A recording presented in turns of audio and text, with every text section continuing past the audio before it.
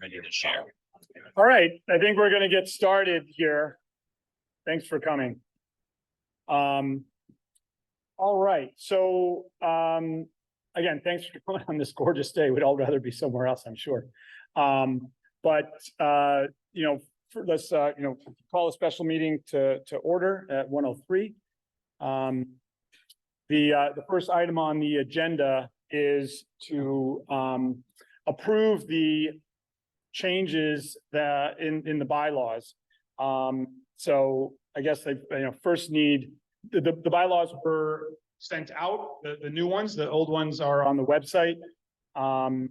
And so I guess first we'll have a motion to accept these new bylaws, and then we'll have some discussion and a vote. So yes. Yep. So a little part of it went out first. So first, we're going to present the bylaws to be voted on, and then we'll open up to discussion, and then we'll do that vote. So I guess who officially presents those as do we need someone to officially present those, or can we just say that I did? Okay, so they're out there. All right. And in the email that we sent out, there essentially are the purpose of changing the bylaws was really to bring the bylaws into line with really how the club is functioning right now, and to bring it into the 21st century. So there mainly were ways that we better clarified domestic partnerships. I could read that. So that was more clarified because that wasn't clear in the bylaws prior. And then also the use of electronic communication. So there was nothing in there about notifying members electronically, electronic participation in meetings, and also not only electronic, but also proxy voting. So our club didn't have any manner for which to proxy vote. Yes, Les.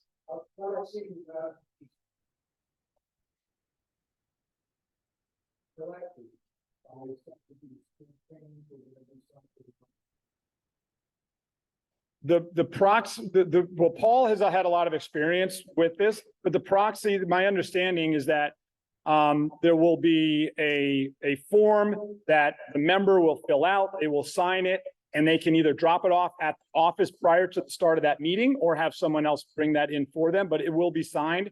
And Paul has worked through the protocol about making sure that memberships have one vote and votes aren't counted twice. And then if you show up, proxy can be forfeited, so you can actually participate in person. That proxy gets tossed out, and then you can participate in the meeting, and then you vote in person.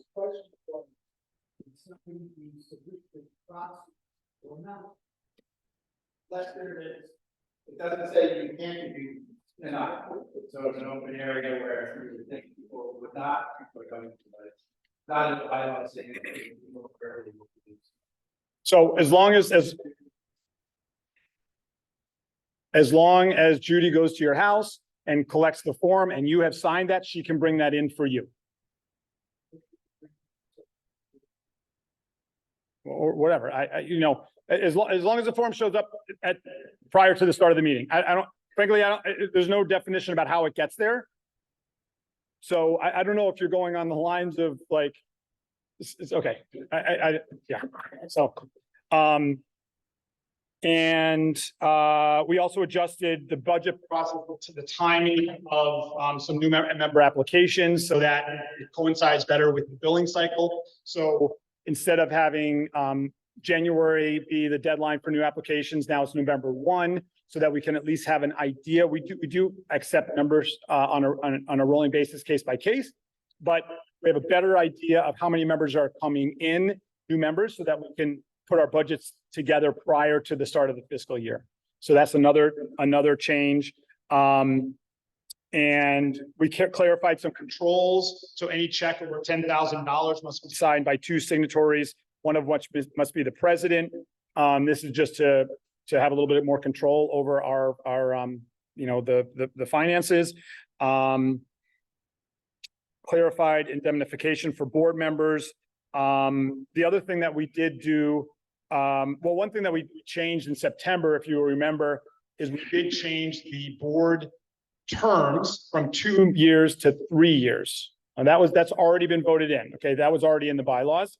So that's not new now, but I'm just, those of you that weren't at the annual meeting, I'm just clarifying that's in there now.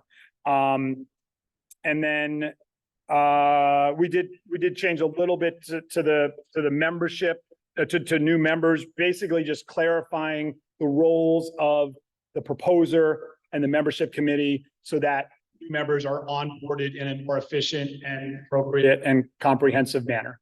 So, and lastly, the term of the treasurer was changed. Previously, the treasurer could serve for an unlimited number of terms. We realize that now with general manager overseeing things and that we have a consistency across boards as they rotate, that we decided it was best not to have a voting member who did not, that had an unlimited term. So now the limit for someone who is in that treasurer position is the same as the rest of the board members, 2 consecutive terms. Those terms are now 3 years, so 6 years maximum. Yes. Term limits. If you're vice president for 3 years, president for 3 years, that's it, right? That is the understanding, and that is the way that we have. Oh, I'm sorry. The question was, for example, if someone is president for 1 term and then the next term they step in, I'm sorry, vice president for 1 term and the next term they step into president, after that second term on the board, they have to roll off the board. 2 consecutive Terms, and then they have to roll off anywhere on the board. That is not something that we changed. So that, I guess I'd have to go look at that. That's the way the club has functioned forever. That is not a change that we made. So if that was the confusion before, then there's still a confusion now, and we can talk about that at another meeting, but that is not a change that we made here. There's never, the club is, since its founding, has always functioned. Nobody has stayed on for more than the 2 terms, other than the treasurer, which now we fixed that. So I guess well, and you pointed that out to me last night, and I guess the intention to bring it out and operate. Yeah. So if that's the case, I guess I'd have to look.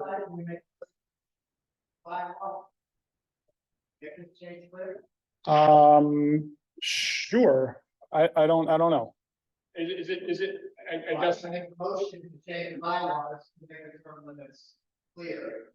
Maybe you just stated it and the way the club is operating, since that's the intention. So I make that motion. To adjust what has been presented to the club this week to make sure that we clarify that it's a 2 terms on the board, no matter what position you're in, and then you roll off.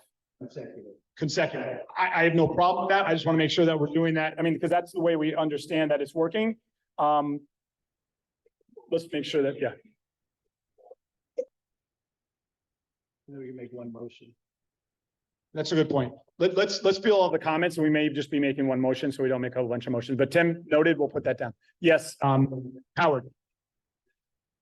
Could you, if you don't mind, just, there is a mic there that would help.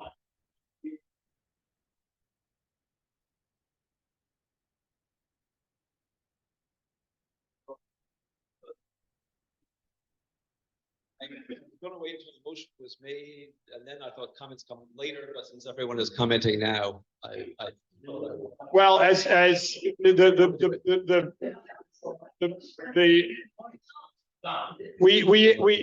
was asking for a motion, and Scott Bowman said the bylaws have been presented. So we decided we were gonna do discussion first. So that's why we went into discussion. And so the bylaws officially haven't been presented, so we can change if we want to. Testing 1, 2, 3. okay, thank you. And thank you for that, Michael. I'd like to respectfully propose that, that we postpone a vote on the bylaws to a later date. Either the annual fall meeting or even a special meeting convene for the purpose. I've been through the bylaws pretty carefully. I appreciate a lot of work went into them, a lot of very good work. The bylaws do need to be made over. Most of the changes are clearly for the better and they should eventually be adopted. But I think it's premature to vote on this today. The focus of this meeting was always going to be on the tennis section relocation. Maybe the most consequential decision the club has made in 100 years. A complete restatement of the bylaws should not be relegated to the status of a warm-up act, I mean, as evidenced by some of the comments that are coming in now. Also, received the proposed new bylaws less than a week ago, which may not even constitute proper notice. There are changes, some not mentioned in the summary, that are potentially significant. For example, most members probably know that the current bylaws require a 2/3 vote of the club to sell or mortgage property or to issue a bond. The board now proposes to revise that provision by giving themselves discretion to determine that a mortgage or other indebtedness is not quote material, and therefore does not require a vote of the members. Another provision was added stating more generally that quote, the decisions of the board shall be binding upon all members of the club, close quote. I find these changes a little disconcerting, especially in light of the pending tennis decision and the likelihood that the club will indeed have to incur significant debt. Another provision of the new bylaws fixes the quorum for any meeting of members at 20%. That seems very low as a uniform threshold, and I wouldn't want a vote of even 10 or even 14% of the members to authorize, for example, the sale of club property, other transformational decisions. These governance issues are important, especially right now. Let's not rush it. Let's give everyone a chance to understand all the changes, including how they might affect the decision-making process for tennis. And in light of this, I hope the board will understand these concerns and agree to defer a vote on the bylaws and proceed to the discussion of the tennis relocation. Thank you. Okay. There's not going to be any vote on tennis relocation. And we have been talking about doing the change in the bylaws for quite some time. And so that was going to come first. And then we started working on these bylaws before we knew that we were going to be having any issue with the tennis location. So that's all I can say. You said there would be no vote on the tennis, but the part of the Howard mentioned part of the proposed change in the bylaw that you have done. It clearly has a bearing on tennis. Which is the there's been no explanation of what it means then now. What does it mean that the board doesn't require the kind of the support on its own? Is that what it means? Can decide to buy or sell land? That's incorrect.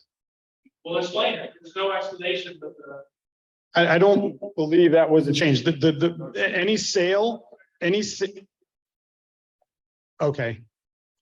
So David Owen had a concern that the changes in the bylaws, even though that there's no vote on the tennis relocation, that Did it bear that the changes, some of the changes bear on the tennis relocation, and therefore it's not correct to say that there was going to be no vote at this meeting that regarding the tennis relocation? Or maybe you feel that there's nothing in the proposed bylaws that has any bearing on the tennis relocation? if anything, we increased the barrier to have the membership approve any sale, any debt, any sale of land, any purchase of land, or any debt incurred. Because prior, the threshold was the majority of corporate members present at a meeting. So in the past, we've had numbers of 40, maybe 50 members total that attend a meeting. And so with 460, something like that, members, right? So 20% of that comes to about 90 members. So that we need 90 members to affirmatively vote. In the past, with the maximum of 80 showing up, we could have 41 people deciding that. So we actually made the barrier higher. If you think that's not high enough, that we can discuss that, but this was not a change to make it so that the board can push anything through. We wanted to make it so that a significant number of members participated more than we had in the past. So that was the nature of that. And we added proxy voting. So all of those things and ability to electronically participate and vote. So if anything, we greatly expanded the ability for the members to participate in some of the decisions that we're making. Okay. So that line does not mean that the board on its own Correct. can take on a mortgage. Correct. Can sell it. Okay. Correct. Thank you for that clarification, David. Can you hold it a little bit closer, please? Yeah, thanks. So I just want to note that I wasn't aware that there's going to be amendment of the bylaws until Monday. And when I opened the email, I realized that the restated bylaws were attached, but there's no black line. And I read the summary and it's extremely cursory. So I went through the trouble of preparing a black line. Yep. And I see that some of the changes have the effect of transferring power to the board. And what you just said is incorrect, because in the current bylaws, whenever there's a sale of trust property, of club property, or if there's a loan, 2/3 of the vote of the members required. But now you added something that a loan does not require a membership vote if the board doesn't believe that's material. Like you added this materiality with no explanation and you didn't discuss it in the summary. We want to know, like, why did you add that? Why do you want to give the board the discretion to decide whether a loan is material? The club has been borrowing money for many different reasons, maybe not to buy $1 million worth of land, but we take money out to for equipment purchases. We get advances on money for the amount of fertilizer we're going to get on the golf course in a year. So it brings it in line with how the board has been functioning on that level. But I think that in circumstances like that, there should be like a de minimis amount stated, like, no vote is required if the loan is 100,000, whatever number you want. But what I find most disturbing is that I spoke to some of the members and they're not even aware that this meeting there's gonna be a vote on the amendment of bylaws. When did you speak with them? Yesterday. Well, then, I mean, the several notices have gone out about this meeting. But I don't see, normally, I'm not a corporate lawyer, but normally when there's a change in the bylaws, there should be a bullet point summary of all the changes and an explanation of why the changes are made, particularly if power is being transferred to the board. I think that the members should know why that change is being made. I think that the word materiality is very crucial here. Okay, is there anybody here that wants to speak to that? Materiality is a legal standard that generally means 10% when you hit a 10% or above threshold of revenues or something like that. So it's not it wasn't really a transfer. It's understood. It's an understood legal term. So we got that from our counsel. So yeah, we had hired a firm who deals with bylaws, clubs and helping them to bring them up to speed and make them legal. And so any of the changes, my understanding was that the changes that were mentioned in the letter were substantial changes. So this was on advice of counsel that brought this to it. Michelle was the one that led this, but the only other thing I would say is that there was no nefarious purpose here. I mean, that idea that this was a setup in order to push through the tennis. I'm sorry that they're being discussed together because they should be treated as bifurcated. So, but you know, because you sit on the board, that there's no nefarious purpose here and there was no effort to hide anything. It's unfortunate that the revision, which we've been working on for a very long time, over a year, sort of finally got done, and it was like, okay, let's have this meeting and talk about the updates. And at the same time, we have to have a discussion of the tennis, but Howard, you served on the board. You know, it's not a nefarious purpose. I mean, that's up to the, so.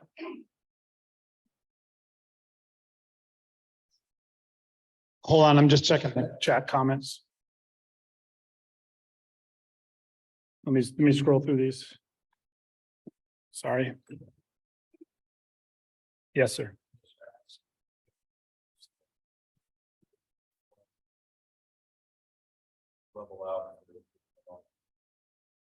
That's a separate. That wasn't a bylaw change. So that's a second vote. Yeah. All right. So. All right, with the administrator, please mute all payments. Will the speaker please repeat questions? Okay. I have a question. Someone could put in the chat, if when a member uses the microphone in the middle of the room, can you hear that, or should we have people come up to the speaker? So if someone could put it in the chat and let me know about that. There's a few other chat questions. One sec.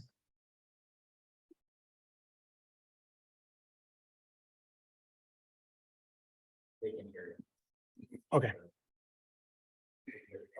So the bylaws were sent out, the new proposed bylaws were sent out first thing Monday morning.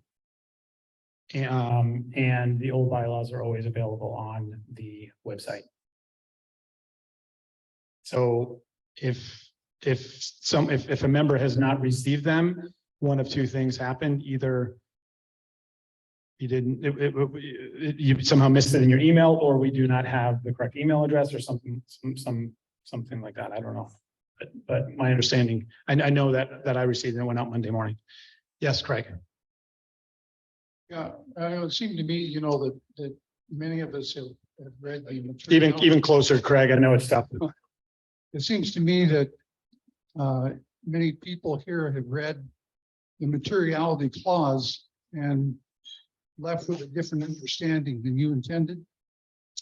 That's what it sounds like, yes. And I think that's what Michelle was trying to get to. In that situation, I would recommend some kind of modification of the bylaws to reflect more accuracy in materiality clause. Okay. Scott, if you could write that, or how's you got that note? All right, so far we've had two.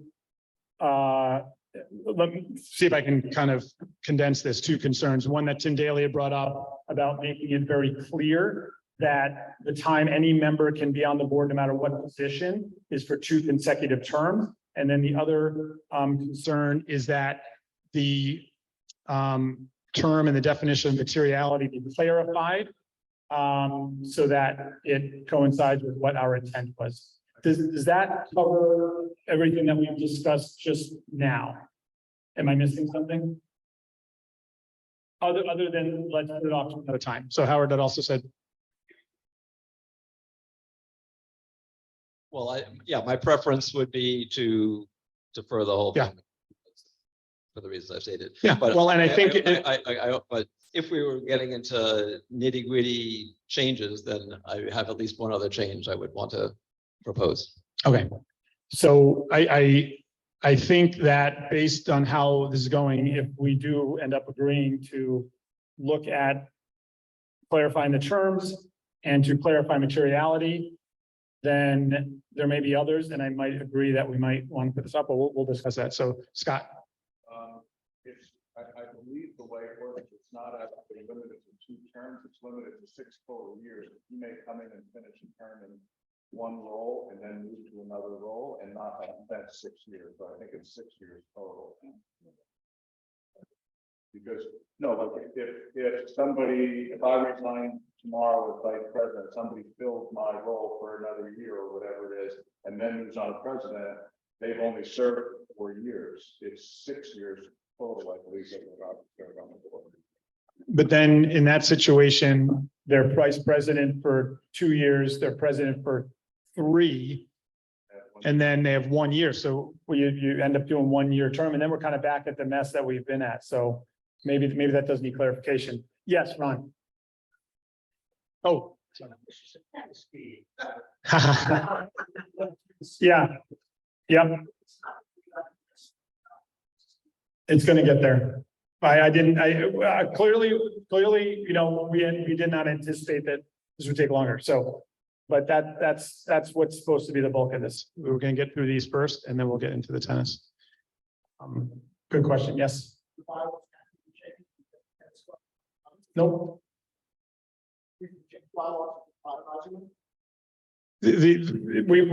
This all started by by modernizing them.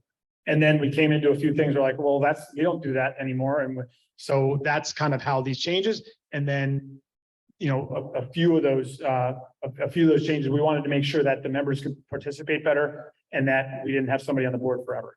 So those were kind of in our mind, as we went into this, were the big changes. Clearly, there's some misunderstanding on, you know, clarification that needs to be made. Any other questions about the bylaw thing? Yes, Ray. Okay, sorry, can you use the microphone so people on Zoom can hear? Or can someone hand it to him, Paul? Thanks. Is Ray Underwood? Thank you. Yes, I have to admit, I came here to hear about the tennis relocation as well. trying to get there. And I did receive an email, however, I didn't look at it on Monday. But in other groups I've been in, I think what somebody suggested was a red line version and the old. I think it would only be fair if we saw a red line version and the original. Then we can make it. We don't have to look through the whole bylaws to see the change. And I think that would clarify a lot of the misconceptions that are here, at least in my mind. It would simplify this whole process. Yep. So I would say put it. Yep. So Ray's comment, in case you didn't hear, was that he would prefer that the old version, a red line version, and the new version be presented to members for review. We tried when we can work harder to create that. We tried to create it because this has been going on for so long, and we kind of gone back and forth with the firm who is helping us with that. At least in the time that we were given, we couldn't recreate that because each time we did it, it wasn't from one version, the beginning version to the end. It was from this version to this version, this version to this version. And so there may be, and you know, Howard had opened my eyes to a program that exists that you can take two versions of a document, plug them in, and it generates that for you. So, any comments from the board on the multiple requests to postpone this vote?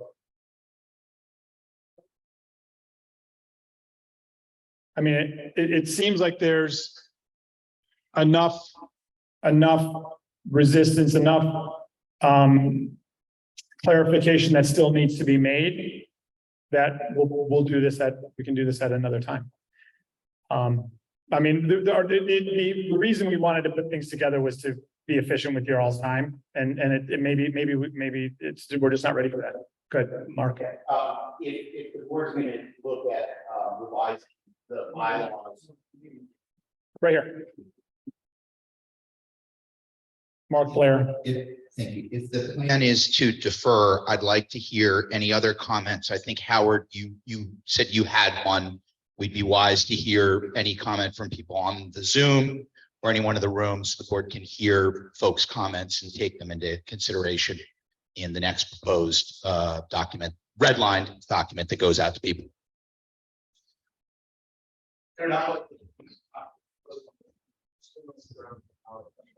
Okay, I agree. is this working? Yeah. It is working. Okay, so unfortunately, I was not able to attend the last board meeting, Michelle. When it came up that both of these things were going to be proposed, I also understood it was just a tennis relocation meeting. And I was surprised to see that the bylaws came out revised. I was also very pleased with most of these revisions. I thought they were astute. I thought this is way past time to do this, but I also saw that there's a lot involved and a lot to digest. And I don't think it's wise for us to jump into this too prematurely. I think you need to look at these changes. Most of them are simple. It's changed from the Board of Governors to just the board. I mean, some of them just good, but some of them do need more thought. And I do think we should spend a bit more time. And Howard, if you have other suggestions, I think we would all appreciate this. Okay. Thank you, Ethelyn. I hope everybody could hear that. All right. Hearing all of this, I would like to see if there's someone here that would like to make a motion to defer this decision to a time in the future, where between now and that time, the members can send their questions, concerns to the board, and we will take that into consideration at the next board meeting. We will address that, and we will come back to you for another meeting. Note that there will be no proxy voting on anything until we make these changes. So, David? So, in addition to the side by side. Yep.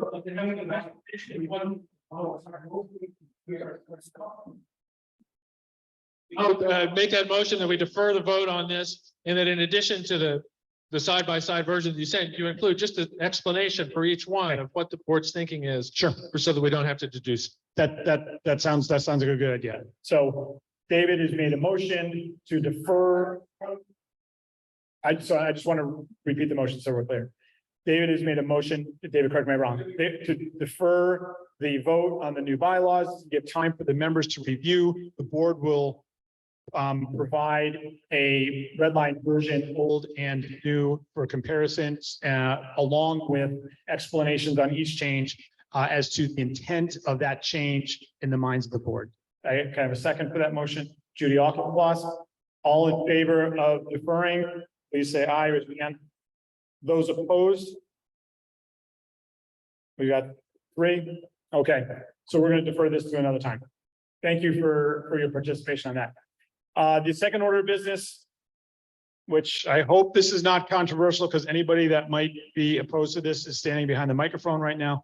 But in order to ensure a smooth transition and not a massive turnover in any one year on the board has looked at, once we have changed the board terms to 3 years, the way things were going to fall, we were going to have a majority of the board more than the majority of a board turn over on one of the 3 years as they rolled. And we did not think that that was healthy. So what we've decided to do to bring it so that 1 year there will be 3 board members rotating off, the next year there will be 2, and the next year there will be 4. As well as creating a consistent cadence which historically we've had the vice president serve 1 term, and the second term they are on the board, they will serve the presidency. The vacancy of the presidency has been out of sync with the ending of that vice president's term for about 15 years. So the proposed change, the intent of the board, the proposed change for this was to ensure that we did not have a vast number of members rolling off on any one given year, and also that we can maintain the consistent cadence of the vice president's term ends at the same time as the president's terms end, so that vice president can move into the presidency. That's how our club has worked in the past, and it's worked smoothly. It's been very challenging for those of us on the nominating committee when those 2 things don't happen. So in order to do that, the proposal, which was sent out on Monday, was that the term of Ethelyn Copeland, who is in her 2nd year of her 1st term on the board, be extended 1 year, so it will be a 3-year term. The term of Jack Philpin, who is in his 2nd year of his 1st term, would be extended a year to make it a 3-year term. And the term of my term of Michael Gora, the president, will be extended 2 years to coincide with the ending of Scott Bowman's vice presidency term, because he is in the 1st year of his 3-year term. Because he was voted in September after we voted to increase the terms 3 years. So he was voting as a 3-year term. I was voting as a 2-year term. Are there any questions about that? I am not making a power play here. I do not, my intention was not to be a president, be on the board for 6 years. I mean, you can see. So we're talking intention. That was not the intention. Yes, Jennifer. So we have a motion to accept this. We have second, Mark, all in favor of accepting this motion? Aye. Any opposed to this change? We have one. We have Alex to be, okay, so we have one. So motion moved. Okay, so this is why we're all here, right? We want to share the screen? Or maybe not. I mean, we had a lot to talk about there, so maybe we're not all here for this. So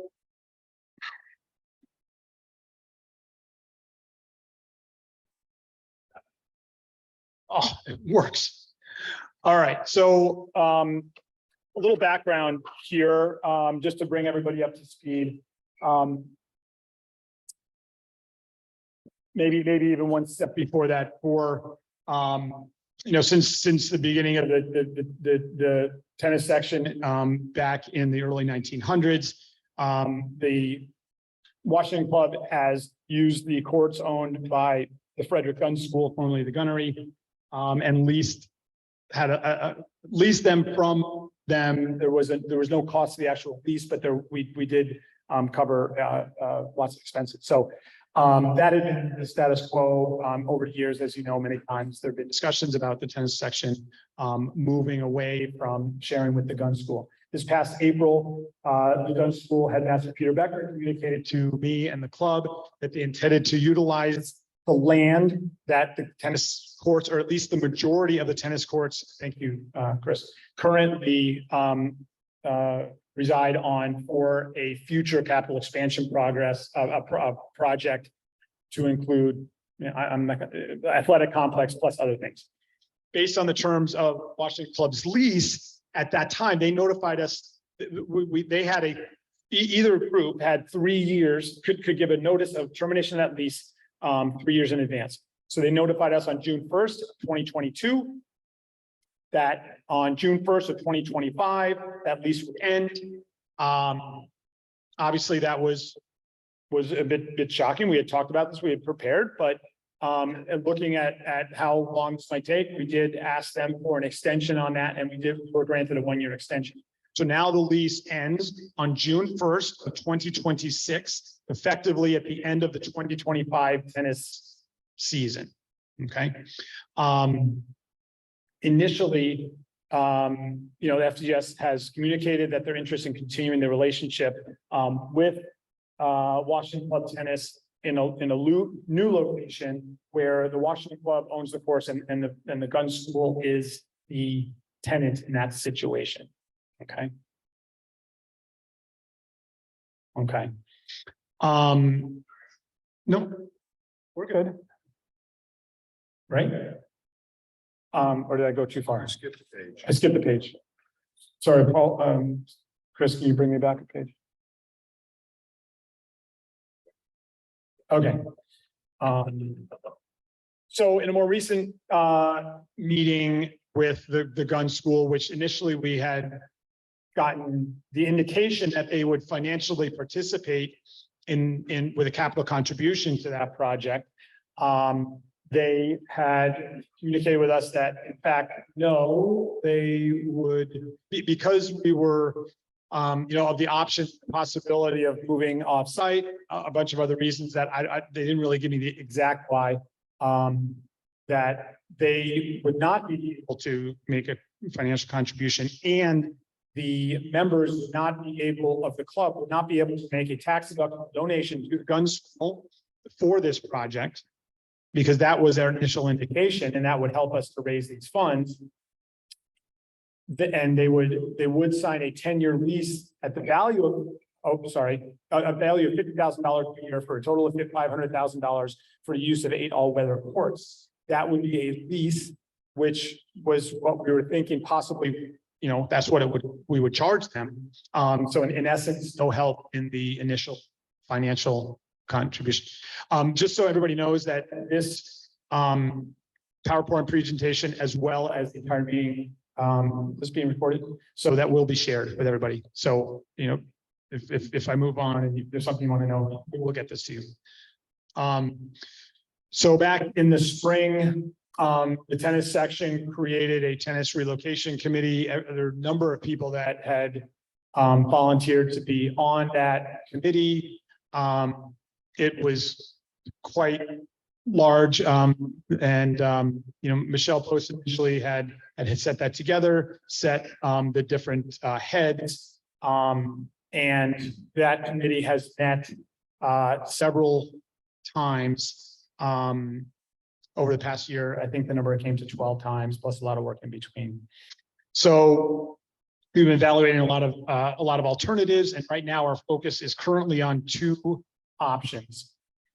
Utilizing the existing Washington Club owned land, which most of you should know is located primarily on the court field and surrounding area by the driving range, which we'll call the Washington site, or purchasing a 61-acre land parcel in New Milford, which is just off of Route 109 near the Washington border, which as we go through this, we will call the New Milford site.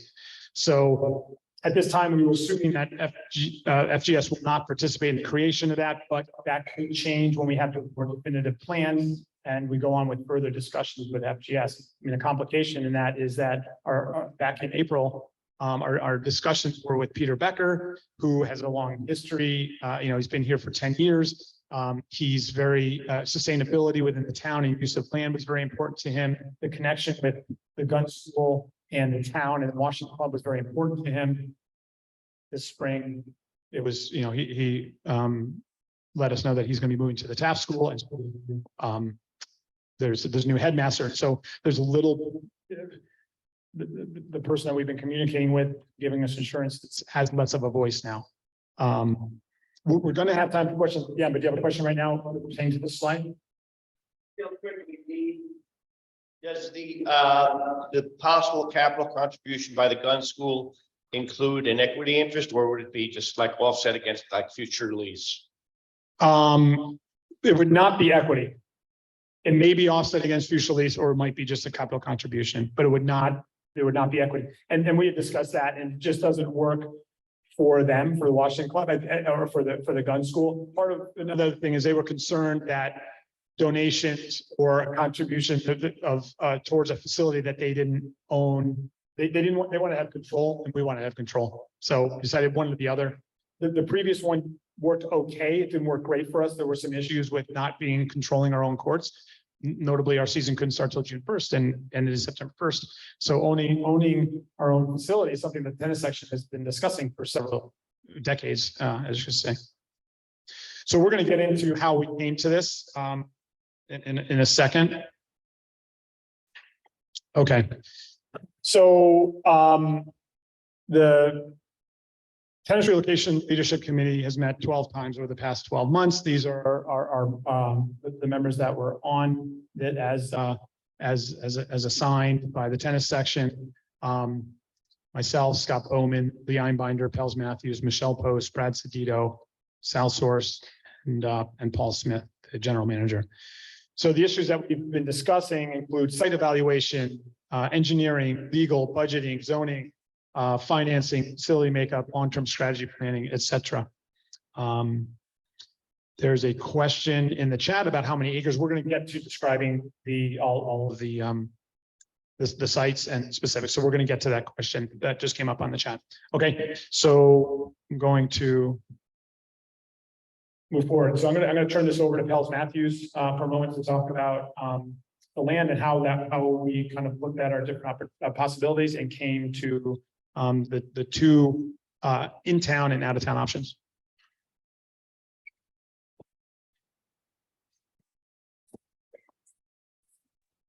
Thank you. So over the course of the last almost year now, we have been looking at alternative sites to locate the tennis facility. That has been far-reaching. We have looked at sites in Bethlehem, Warren, Morris, Washington, New Milford. Roxbury really didn't have any appropriate sites, frankly. But there are challenges to each and every one of these sites. There is no perfect solution.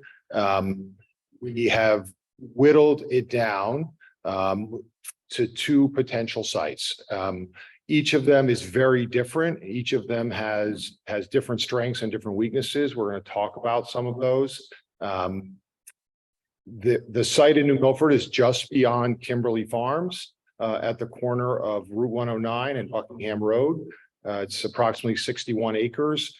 It's quite large. It has 3 very large hay fields. It does require a wetlands crossing to get to it from the road. It is a state road, so it does require approval from the state of Connecticut for a driveway cut, things of this nature. But it is a site that potentially, affords the club an opportunity to be transformative, not just now, 25, 50, 100 years from now. So, it does have real strengths. It is not in Washington. We did a survey of the tennis section of the interest in various locations with one of the questions. There was a fairly overwhelming response to try to stay in Washington if possible. The other site in Washington had been looked at before by the club. Certainly it makes, for many reasons, the most sense. It's already owned. So, the largest differential you're going to see today is really driven by the land acquisition cost. What kind of facility is built at each location. There's sort of a base facility that cost, it's roughly the same given the strengths of each site at each site. Those facilities at one site are somewhat more limited. So, the Washington site is smaller, certainly on the fringes, it's steeper. There are more wetlands and there's just less of it that would be available for this. So the scope of what could happen is smaller. There are benefits to that site. The fact that, there's precedent in town for a country club that has both tennis and golf in the same facility. There are some zoning challenges in each town, recognize that, and have, we're not blind about that. And I think those are overcomable. There is the ability for the golf section to have restrooms, electricity, potentially indoor winter hitting stations, the basement of a tennis building, so there's potential synergy that could happen for both sites. Nothing has been decided. What we are trying to do today is present the alternatives. And these are really what we think are the 2 best alternatives. As of today, of course, we don't own that land in Washington, in New Milford. Someone else could buy it. That option could come off the table. Some of the sites we did look at have sold. So that, that creates its own set of challenges. This is this is not one person deciding this. This is something that will be decided by us, by the membership, and I think it's really important that we not be super myopic about what it is, today. We have to really think about the long-term future of the club. And, the club has 3 very active sections. There are almost 280 tennis members. It's a very vital part of our club. We are a club. We are not little fiefdoms. And I know that sometimes it doesn't feel that way, but I'm not on the board. I chose to do this because I care about the club. I care, about the experience that we all have. And I do recognize there are weaknesses to each of these choices. But I think if it's possible, Neil, I'd like the whole questions again. One quick question, baseline. What is the size of the facility now that we're using? Right. But currently we have the use of 8 courts, 4 hard true courts and 4 asphalt courts. In acres, it's a relevant question in that regard, because those courts are built in a configuration that on land that, we could never recreate that. You have to think about, we would probably need, at least 6 acres of good land to build exactly what we have today. But, you know, we also have to have parking, you know, as soon as we start building something, we have to have handicap parking. We have to have, you know, the requirements change for us when we move. So, you know, and, you know, the gun school has lot coverage issues. You know, we would have to adhere to lot coverage requirements. I mean, it shouldn't be a problem for us, certainly not in Milford. In Washington, the lot coverage is more restricted by slope and wetlands. I mean, we've looked at, you know, soil overlays. We've had to try to figure out, you know, what fits where and what works where. You will see that we think the baseline is a slightly larger facility than we have today. You know, one of the challenges the tennis section faces is, you know, in the summer, we have a very robust junior development program that takes over the courts. You know, Saturday and Sunday mornings, you know, June, July, and August, if you're not there by 8:45, you're waiting for an hour and a half, maybe two.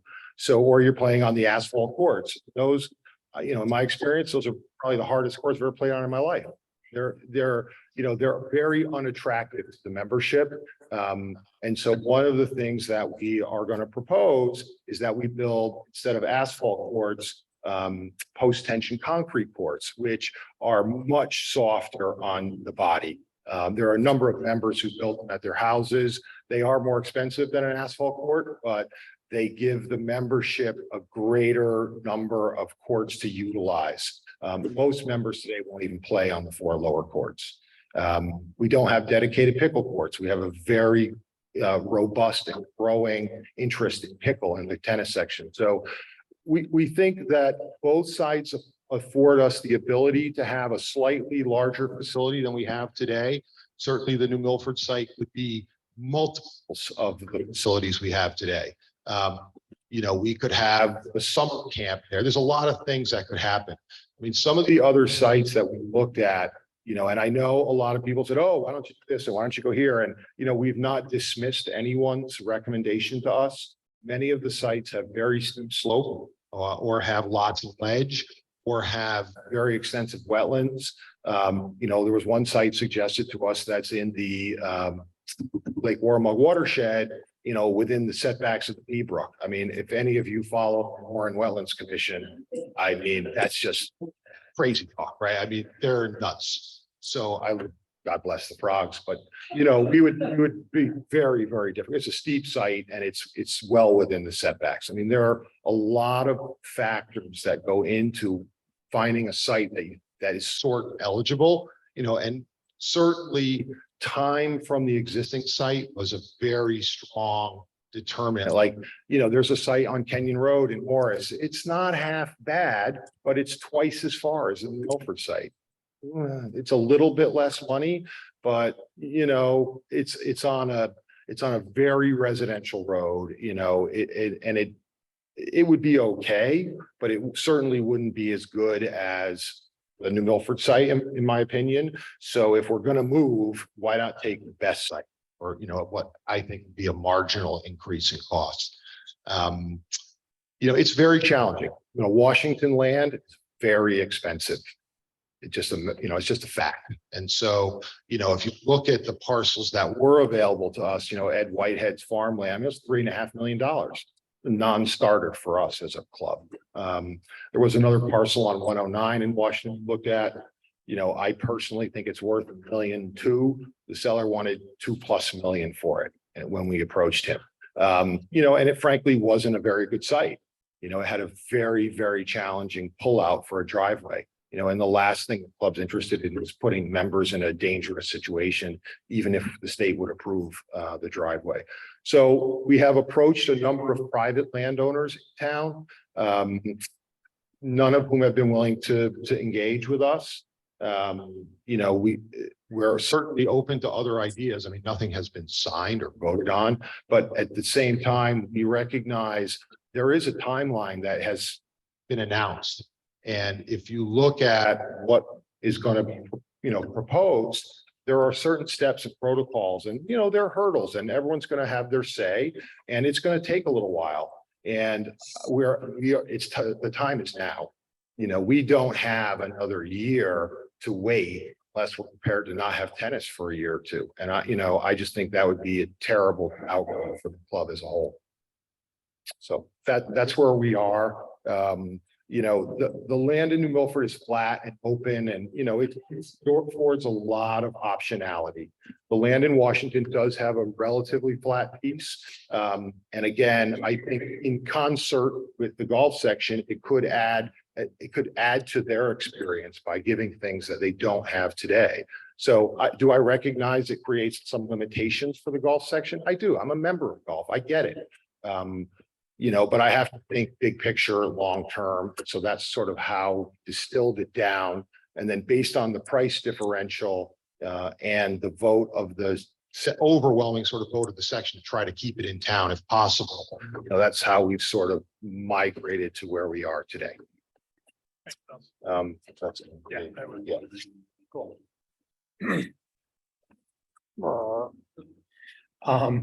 So Pels, thanks a lot. And I think what the committee and in discussions with many of the members that I've had since last April about this is really and really try to determine like who are we and what do we value and what do we want to be in the future. And to me, growing up in town, being a townie, and being a member of the club, and then coming back as an adult and being a member of the club, and what do I love about the Washington Club? Those things came into our thoughts about how are we going to create, a facility. And as we're going through this, we will listen to you about what do the members want. And so a lot of the increase from what we currently have, which might maybe some we have 2 pickleball courts and 2 platform courts, is based on the survey of the tennis section. So this is what they wanted. They wanted more courts, they wanted more court time, they wanted some flexibility here, and overwhelmingly wanted to stay in Washington, which as Pell said, is a challenge. So we're presenting these options. So we're going to get, kind of dive into some of these other, how we came up with these as we get through. So hang tight. All right, let's go to the next one. Hold on one sec here. Okay. Anybody who's on Zoom, if you could please mute yourself, that'd be great. So Pell's went over some of these already. Here's the pros of each site. So the Washington site, potentially more courts, 10 maybe plus, higher quality all-weather courts, the post-tension. These are very playable courts. The makeup of which is going to, hard true or all-weather courts hasn't really been decided, but our estimates made one choice. And we'll get to that in a second. Dedicated pickle and platform course. Platform allows the use of your membership in the winter and also opens it up to many other members who are many other individuals who are either members of the club and not tennis members, but who play platform tennis, or there's nowhere to play platform. There's a lot of people out there that play platform that would participate and could help to pay for this. So that is the same on both sides. On the Washington site, no land purchase is required. Remains in Washington, which is preferred per the club survey results.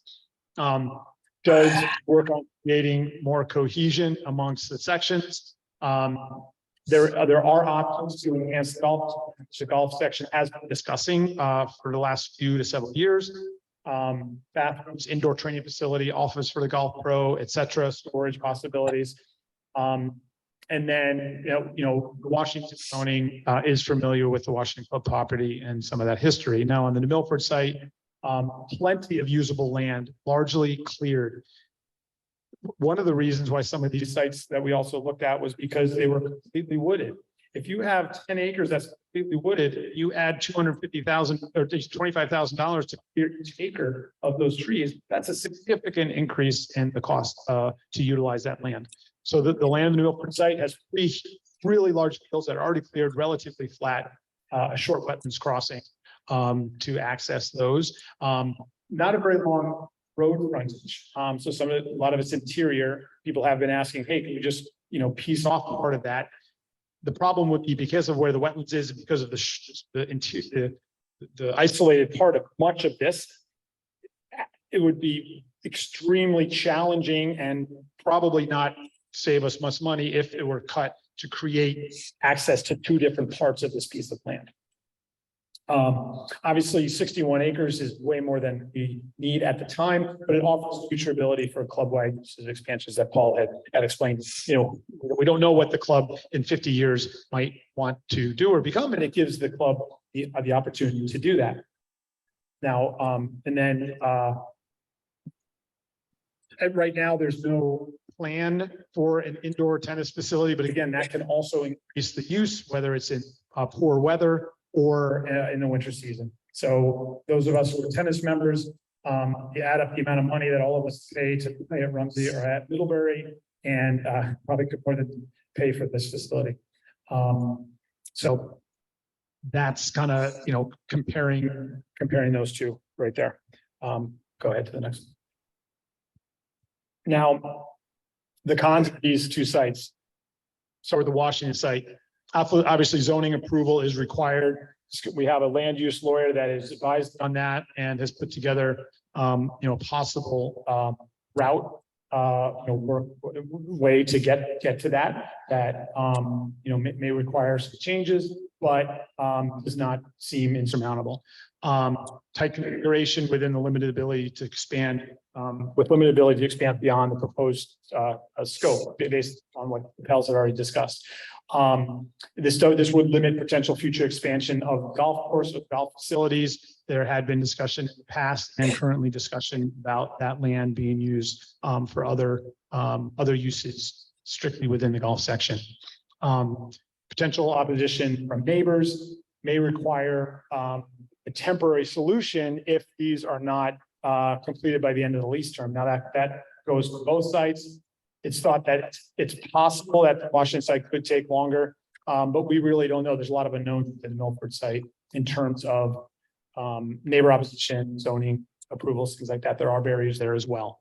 So on the Milford site, you can see the cons, zoning approvals, we have to get through that. Cost of land purchase, obviously, is something that is right on top of when we're going to purchase land. It is outside of Washington, which is obviously not the preference of just about everybody. Higher tax rate on the property and facilities because the mill rate's higher in Milford removes the second section of the club, the town of Washington. So instead of having two sections in Washington and one in Warren, we would have one in New Milford, one in Washington, and one in Warren. And like I said, may require a temporary solution if not completed by the end of that term. Okay, so now we're going to kind of get into some more. Yes, sir. The remote device is still in the vehicle. Correct. So one of the pros of, well, this is the pro of moving forward with whatever we do. I think I don't know if we talked about this, but and we'll get into this a bit maybe when we talk about some of the finances, but right now, the tennis section essentially starts June 1 and ends September 1, plus or minus a few days. Most tennis clubs, like, I don't know, today would be a nice day to have tennis section open, right? So if we owned our own facility, we would be able to open the tennis section as soon as we wanted. Theoretically, in January, if it's a nice day, the nets are up, you can play on all the weather courts. You would have control over that. Right now, we don't. We are given very limited time where we can play outside of the June 1 to September 1 timeframe from the gun school. And that one, it greatly improves the value or the potential benefit to the members, but also to the surrounding community of people who might want to join. All right, so now we have, you know, our own facility that we have control of.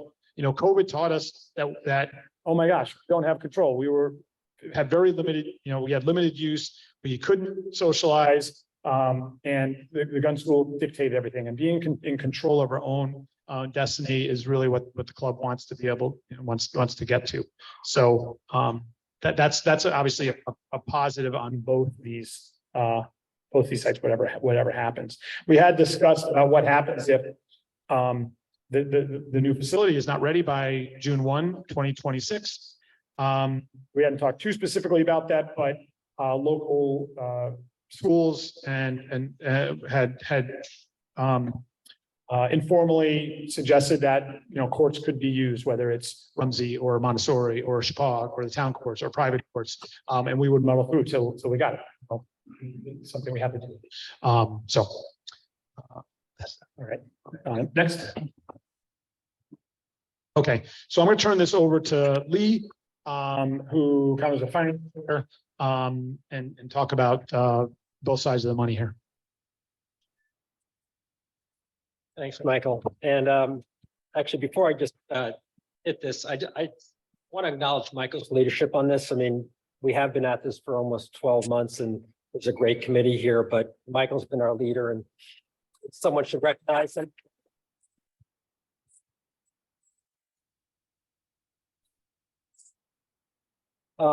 So the first, I'm going to hit this quickly, and some of these pages I know people are going to care about because this is where, it may hit your pocketbook, maybe not. That's TBD. But in terms of we showed on the prior page the cost, and we have three alternatives. Sorry, the New Milford site, the Washington site, which is proposed on the cornfields right now. And then we put in a third scenario, just if people said, what if we just took our current layout, current facilities, the asphalt courts, and just, put them basically at the proposed Washington site. So those are the three comparisons. I'm not going to go through the details here. I do want to recognize Brad Spito sitting on the right there. Brad has been running many, many numbers and coming up with costs. So at the end, if there's specific questions about, does it cost this much for platform or pickle? Brad's been the one that's really getting all these quotes and things like that. And look, these are all estimates, and as like building a house, subject to change. But these are the best estimates we have right now. I just want to point out the differences. The major differences between the New Milford site and the Washington site. To put apples to apples, as Pell's talked about before, the New Milford site can, we could have 12 courts, we could have 14 courts. And we actually had some scenarios like that before this, but we decided to just make them equal. So 10 courts. Our base case scenario is 6 Hartrue. We know that if we're going to be moving, as someone talked about before, if you go on a Saturday or Sunday morning, people want more Hartrue courts. So right now, the current base case is 6 Hartrue, 4 all-weather courts. Again, that could change if the gun is involved. We may want more all-weather courts. So, but that's how these cost estimates are made. We've also included, 2 dedicated pickle, 2 platform courts, and lighting, basically the same lighting layout that we have right now, which is for 4 courts. So the major difference, New Milford and Washington is basically the same costs. And then if we stuck with our current layout, it's significantly lower. So by about $900,000. So think about, we're paying, before you get into all the soft costs, we're spending sort of, another $1 million to upgrade what we have today. We've come up with estimates for a clubhouse, kind of bare bones, nothing fancy, but something that probably is going to be a little nicer than the clubhouse we have now, but not much more than that. We have some warm-up area, storage areas. There's a whole bunch of other soft costs. And, the major difference between New Milford and Washington is obviously the land. So the land, in this estimate, we think it's going to cost us $1.3 million. We might be able to buy it at a lower price, but we're assuming $1.3 million. And then there's some additional, I think the other major areas in the site work, you'll see in the site work and parking area, because the New Milford, you need to put in a long driveway. I think we need a culvert there. And so that's where there's another sort of couple $100,000 difference. So that's why you see the difference between New Milford side and the Washington side of about $1.5 million. And then again, the difference between Washington, I'll focus you on the middle column, the Washington, and then the existing layout is really the facilities. And then it's no pickle, no platform. So why don't we go to the next page? So how are we going to pay for this? That is the $64,000 question. Okay. So again, I want to focus you on the middle column, which is where we, use the land that we have in Washington at $4.2 million. We could talk about the other two as well, but I think just focusing on one case makes the most sense. The first thing we look to is existing tennis reserves. Those are about $400,000. So that's not going to, cut into it too much, but that's something. So here's a biggie. One of the first things we talked about when we got together is, do we take on debt? And I don't think this club, someone could correct me, I don't think we've had a material amount of debt. There's that material point. This will clearly be material, Howard. And we've had some conversations, preliminary conversations with a few banks in town. Banks do lend to clubs. Clubs are good credits. I've spent some time with Tim and others. I mean, the club has cash flow that it generates each year. It generally reinvests that cash flow, the improvement funds and things like that, into facilities.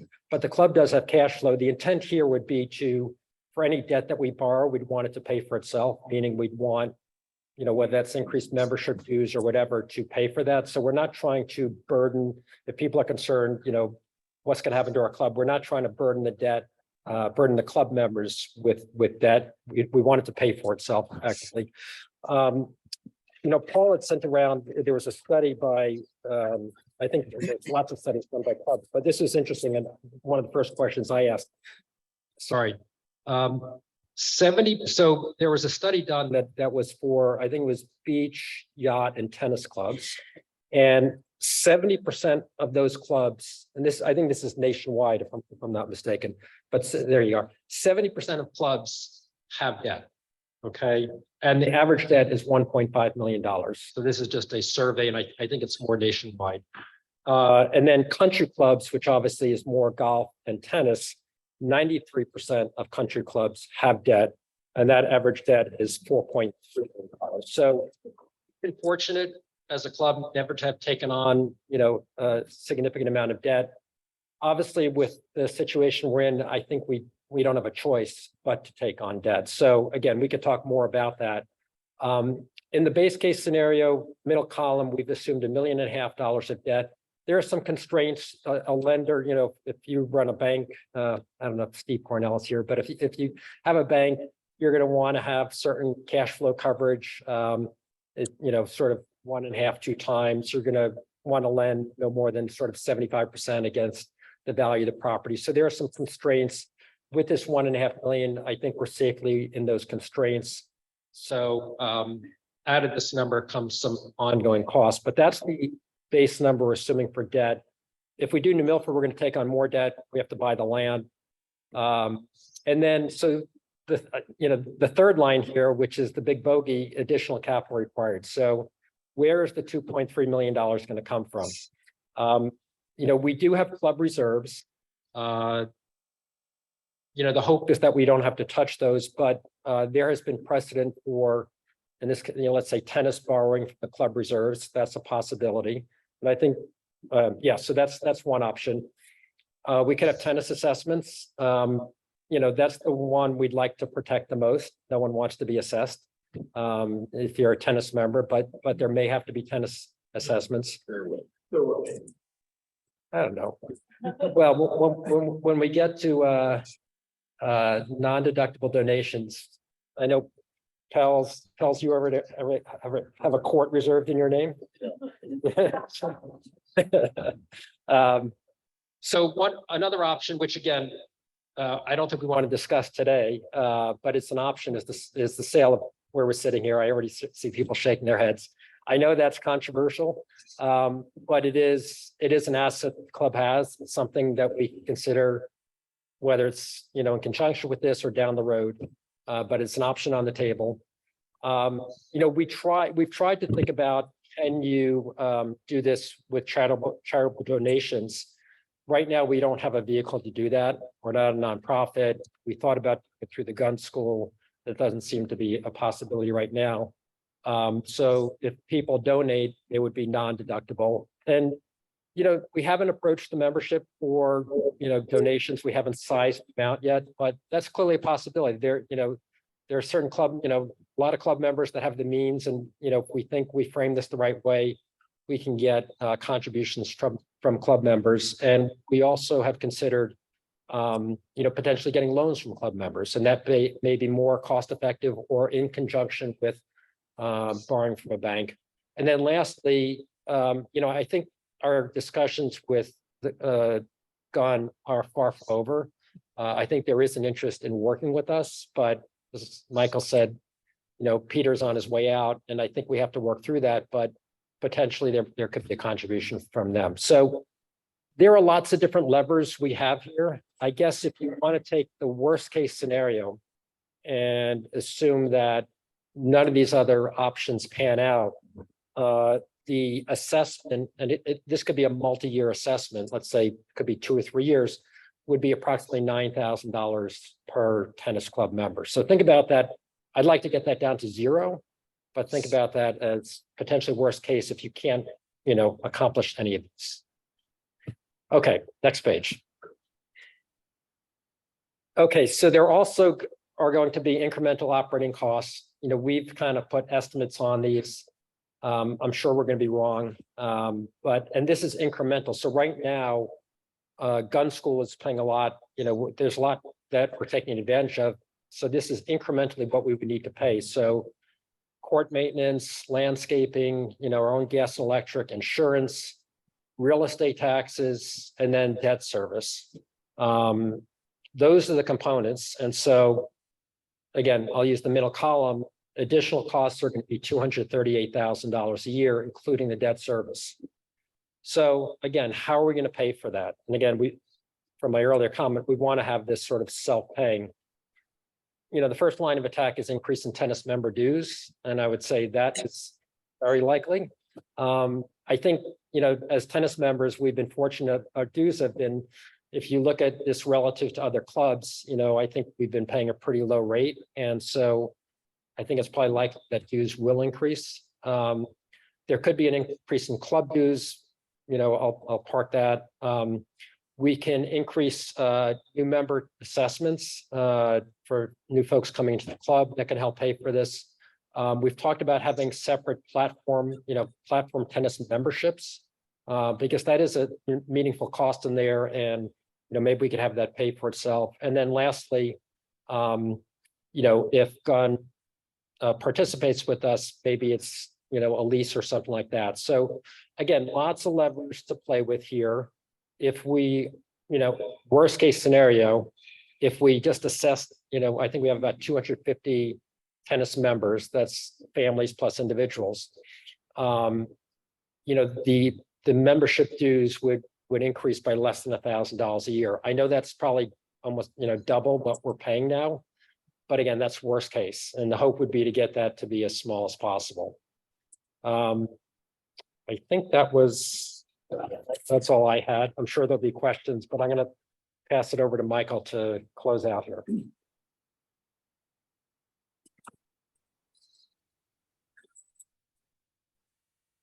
Okay, thanks a lot, Lee. Everyone in the committee's done tons of work. I really appreciate Lee diving into those challenging topics. So really, now the next thing is, where do we go from here?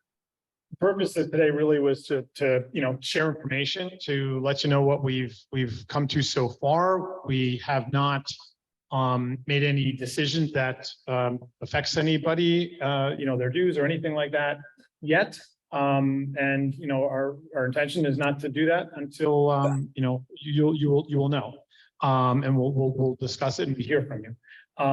So right now, based on what we have been through over the last 12 months plus now, is to recommend to pursue the Washington site on existing club lands. And obviously we have a lot of work to do. So the next step is to finalize site selection after we really delve into this and hear from the members.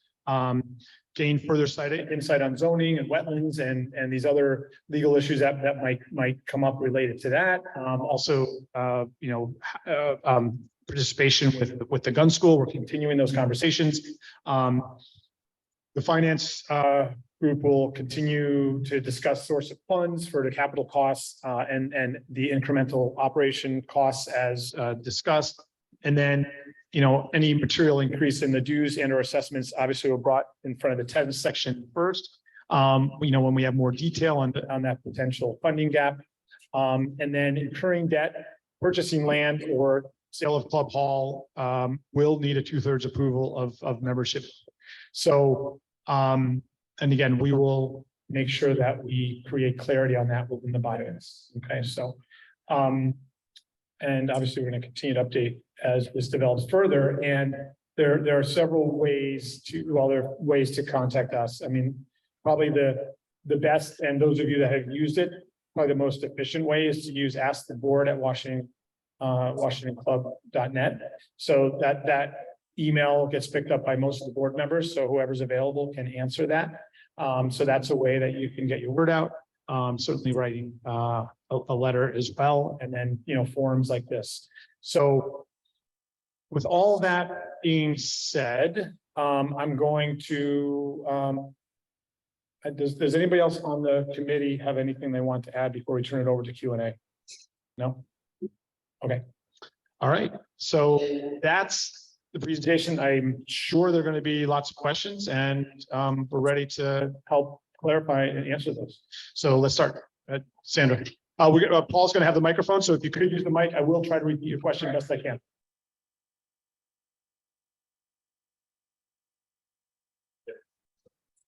It's not for us in the room. Hello. Hold on. Yeah. Oh, yeah. And we also have some questions in the chat that we're going to get to. So Sandra's going to talk, and then I'm going to bring up these questions in the chat.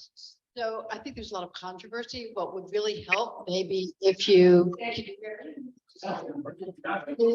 a survey or a drawing to show just how it would lay out the Washington property, because then people might understand how it would work. And, maybe then people would be more, understanding to accept it.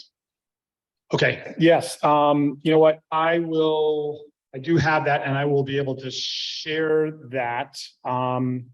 Give me a second. Maybe if someone can take over running the Q&A. Let me go through the chat questions, and then I'm gonna have someone else run the Q&A, and I will get that up on my computer and I will share that.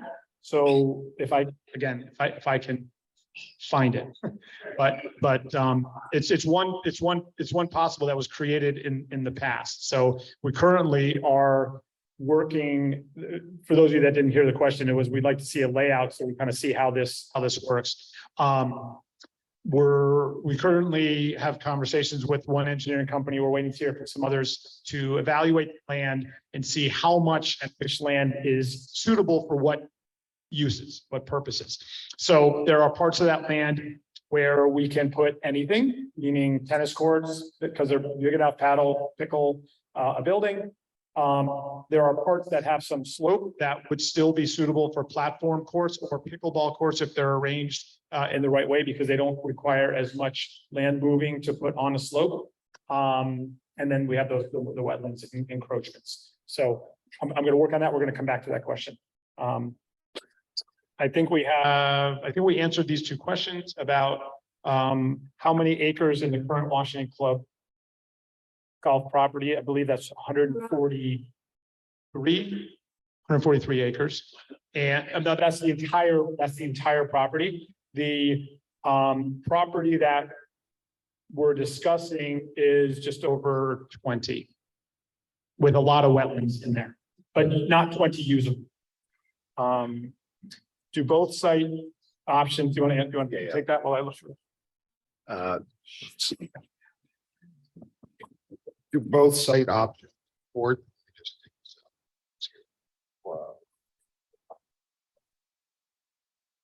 both site options afford the club ability to build food, beverage concessions, should we choose to do so one day.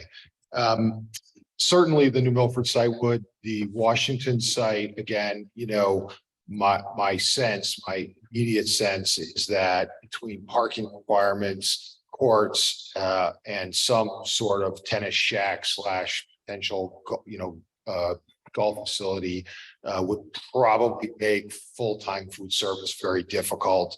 I would not expect there to ever be a restaurant or anything like that there. No. Never say never, but it would be very challenging in my opinion. Would you please articulate the limitations that you mentioned about the Washington site? again, the Washington site, sort of a crested site. And so the amount of flat usable land is constrained by the topography. And then to the south side, down where the maintenance road goes through, there are some fairly extensive wetlands on the other side of the maintenance road. So that is a restriction on that site. Let's see what else we got here. Yeah. Did the committee consider the New Milford Tennis Club, which they heard was for sale? This is area on 47 Woodbury. Okay. The New Milford Tennis Club, yes, we certainly considered it, talked about it. It is quite far, and it is, you know, a fairly small facility. I believe they have 6 courts. All hard true, one hard court, which they converted to pickle. It has an older vinyl line pool. You know, again, it's probably 20 plus minutes from where we are. So, you know, really for geographic and scale reasons, it was eliminated. The ski Woodbury location, I mean, it's a ski hill. That's stupid. It's quite challenged as a site. It's also been sold, but we did look at it. If we decide to do food and beverage concession, is there revenue from that concession? I mean, there is no intention to create a food and beverage concession at this point. You know, we are a club in the country still, not a country club in that regard. But certainly, you know, the New Milford site, the club wanted it, could support something like that. I mean, that's generally would be an expense. Everyone who's a member of Warmug would know that, you know, you got to pay your minimums, and, you know, food and beverage is not making money for country clubs. But one of the things I love about the Washington Club is location. In addition to being located in town, is the setting is beautiful, blah, blah, blah. I don't know what the question is here. Sorry. Can we keep the vibe if we go to New Milford? I mean, you know, going to New Milford, you know, it would give us an opportunity to have a, you know, as big or as intimate a facility as the members wanted and the members were willing to pay for. You know, the vibe of it, yeah, you know, you'd have to go there. It would be a destination. You know, I know there are members today who casually drive by the gun courts and they see people playing and they pull in and they see if their friends are there. That changes over there, but you know, it changes at the Washington site also, right? I mean, you know, what we have is no longer an option. So just have to keep thinking about this as what is the best solution for the long-term health of the club.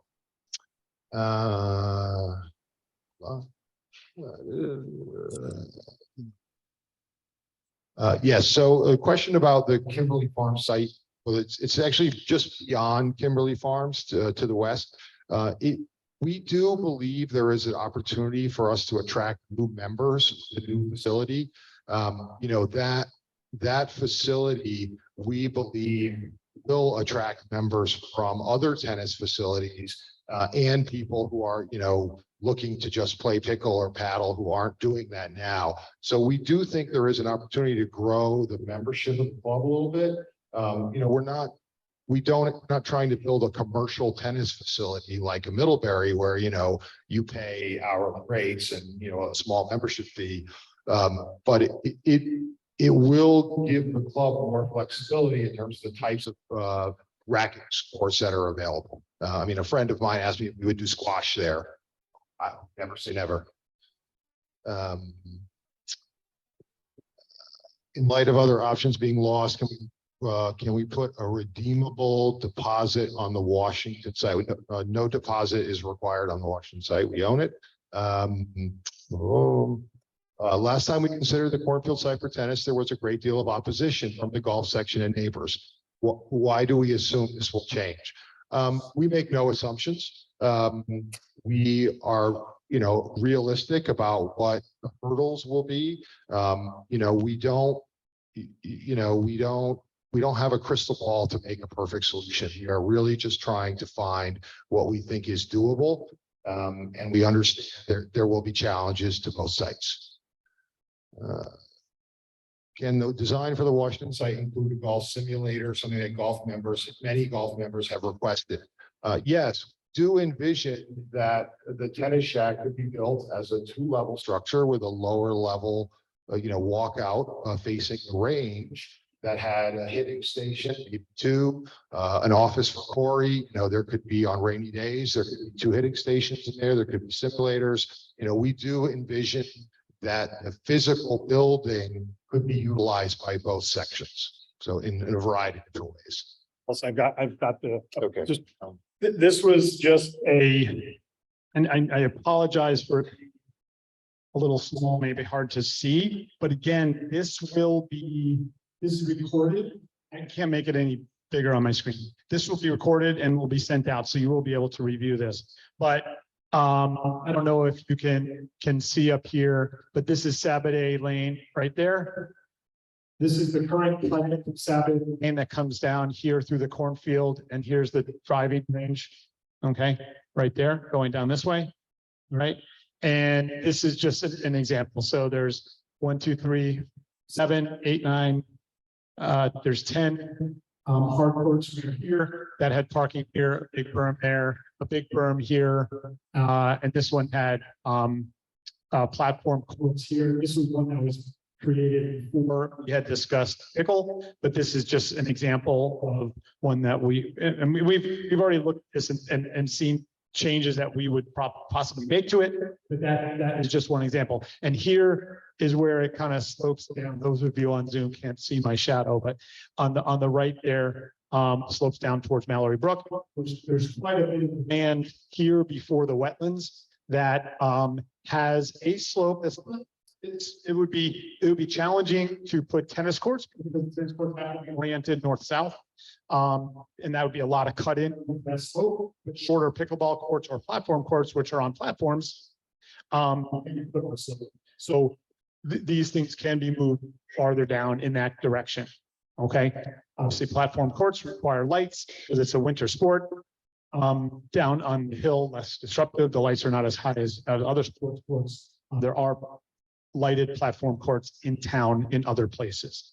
And whether, the driveway continues there or it ends up being one driveway that's over here and parking's over here to give more space. Anyway, that's a standard. Does that help? Yeah, okay. Yeah. I mean, it's just very preliminary, but we just kind of plopped this on there. It seems like that. Yes. Could the,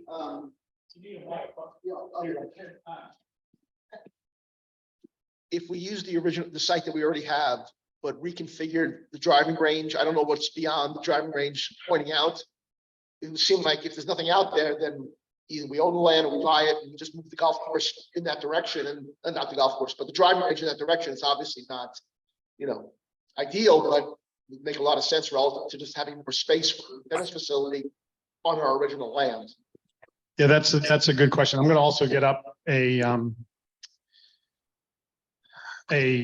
schematic of all of that land. It slopes off pretty quickly and gets fairly wet at the end of that and the range. So the end of the range would be, the balls would be going, and then ending up in some mud. But there is a possibility to extend that. And there is room to the north of the driving range that is some slope, and wetlands encroaches in there quite a bit. So it's a possibility, not as much as one might think because of that stream that comes up there. But yeah, good question. Let me see.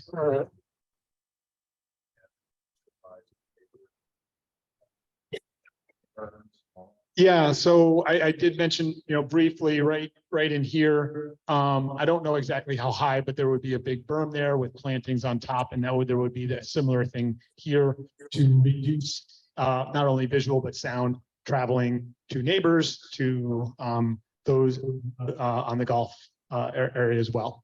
So. Hello, hi, how are you? Good. I'm not gonna need a jacket. All right, let's see. Can the design for Washington? We talk about this one from David Resnick, tells. Can the design for the Washington site include a golf simulator? We talk about that. Okay. Does the Washington site permit lighted courts? Well, right now, unilluminated sports courts are allowed in the town of Washington. So lighted courts would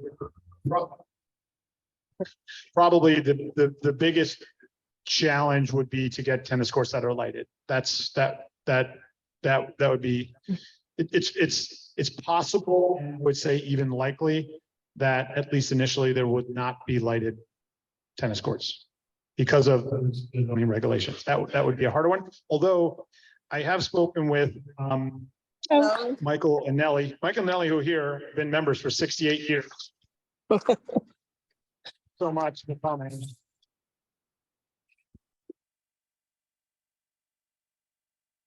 And being a part of this. But their daughter Sheila, who was recently retired, is a city planner and has, she was down in Houston and she has done a lot of facilities similar to this, either for towns or for clubs. And has agreed to look at things. She didn't agree to do it because she's retired, but she said she would help us with this. But she did say that there have been tremendous advancements in sports lighting, even since. Hey, Lori, how are you? Can we hold on? We'll get there. I don't know how to fix this. Anyway, so tremendous advancements in sports lighting where the lighting can be extremely directed, and it's possible that, you know, the concern of the lighting is light pollution, and sports lighting can be extremely tightly directed so that there is very, very little overflow. So that might be a discussion with zoning where that might be something that could possibly be allowed to, because it would prevent what they had that zoning regulation there in the first place. It was not so that people couldn't play sports at night. It was because it created too much light pollution. And there might be a way around that, but that would be a big challenge. Yes.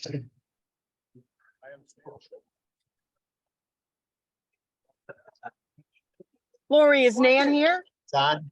I see her car. Okay. Here's my question. Soros. Do you see her car? I don't know what they look like. Until now. Oh, she's probably I out bought taking a a big 4-hour lesson. spread on a Judea Cemetery Road about 25 years. Look who's back.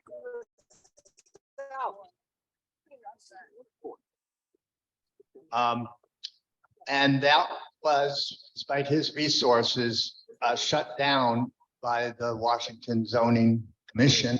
Can you give some color or insight as to why, if he can't get what he wants, we think I should take some clubs. we can get? Go in here. Why we can't get what you want, Tim? Is that what you said? So he said it. His first word was wait. Right? Because we're all working together to solve this problem, Tim, and I appreciate you getting on board. So anyway, well, I think because one, there's always changeover in zoning, right? And so we know zoning has a lot of power. And so they're in preliminary discussions, there's some sympathy with that. The fact that in the past, potential threat to the Washington Club, it was just like, hey, we would prefer to do this. So there might be some interest in trying to work with the club to create something that works within town and within the zoning. And so that really is kind of the crux of it. And in discussions with the land use officer, and also with our land use lawyer, there's a potential very minor proposed text change that may allow the Washington Club to do what the Warma Club is already doing, is adding tennis courts to the club property. And why would the town allow one club to do that, but not another club? Both have been here for a long time. That's kind of my veterinary legal mind kind of going at us. But this is as advice from a lawyer. So that's kind of what we're thinking. Mike, can you tell everyone on the phone? And can everybody who is on Zoom, please mute? There you go. Better Please mute yourself. Having a hard time doing it for I don't know why I can't do it There here. was a woman who went after it. I know. Are terrible on everybody. It's so hard. It's horrible. I don't, when Nan told me Madam that. Albright, Hold on one Madam Albright, like 1983 said, There's a special segment for women who don't have- and it's so true. Can those of you that are on Zoom? I know it is. Hello, can those of you that are on Zoom? Ellen I know Flynn, what- please Done mute there. your phone. What's going on? That's the one that's running. I know, yes. Yes, yes. We did that. I think it maybe works. So we're talking about staying in Washington, which is by far. Not only, I would say that every member would prefer that it stays in, I mean, I'm. That prefer that the club stays in Washington. So. Any land that isn't the land that we already own would have even a higher barrier for any of this to happen. So that's why, another reason why, hey, if another piece of land in Washington came available, one, we can buy it. Two, zoning barrier would even be higher than if we're on our own land. We believe that because we do own the land and we can make an appeal about using the land as a club and things like that. So that's a little bit to that. Any other questions? Yes. Hold on. You got it? Oh, I've been sitting down on active. So there were no legal fees that were included in your projection? Oh, there were. They're included in which section here? For the Washington site, has there been any movement in sort of the opposition of having it in the use of the Washington site there? I'm sorry, we have two questions here. Let me address the first one. Architect, engineering, legal, and other fees for both sites, we have at $856,000. So there's a significant amount of money for all that stuff. We haven't broken out exactly what, just, so the chart's not 70 lines long, we combine some things. So what was the other question? The other question was whether there was any movement, there was opposition to this use, which is what pushed us to look towards New Milford and other places. Has there been any movement in convincing the opposition that this would maybe not be so bad?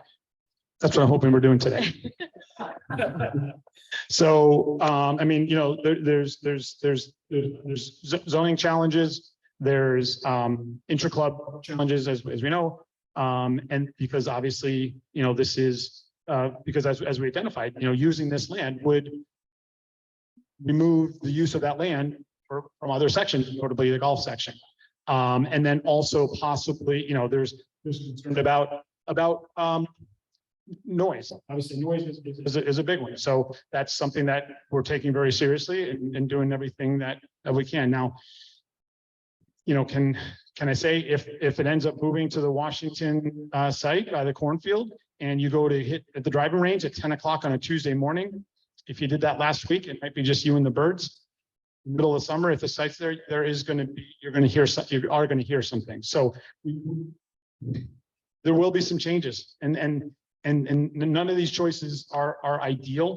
And we have been incredibly spoiled, all of our sections, and I'm not doing, you know, none of this is to change that as little as possible. So yes, Jennifer. It seems to me, is that, okay, it seems to me that by putting the tennis at the cornfields, it totally, you know, removes the possibility of golf to have what they have been looking to have, which is a real facility for Corey and to have a par-3 course. By putting it in New Milford, it's just over the border. It's much closer than going to the beach. It gives you all the opportunity to expand, and you could just build on whatever acreage you need and sell the other. So that wasn't even factored into the spreadsheet, how much you could sell the property that you don't need. That's a good question. There's a few things there.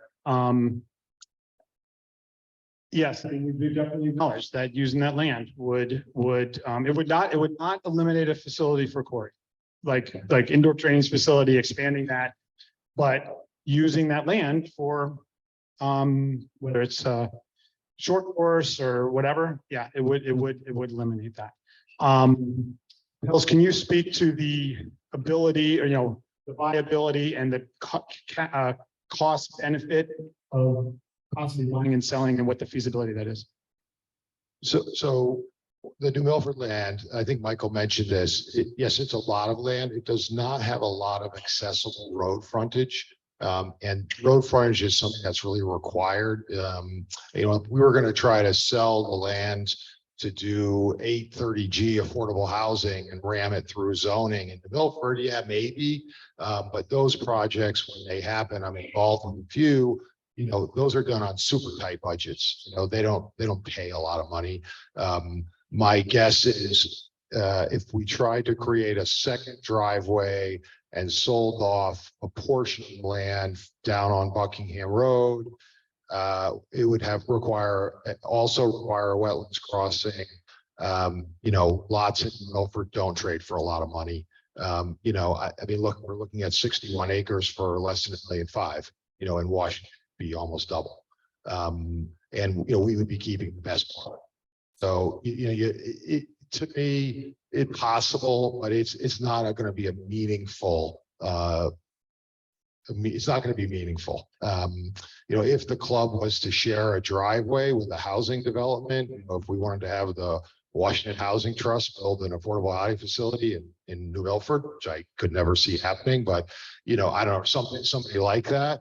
Is that really what the club would want as a facility and experience? I'm not sure.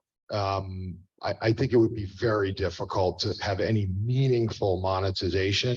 And I think part of what is appealing of the site is that the fields are interior fields. And so the impact to the neighbors is pretty small, right? That's one of the reasons why we have a slightly shorter timeline for New Milford than versus Washington.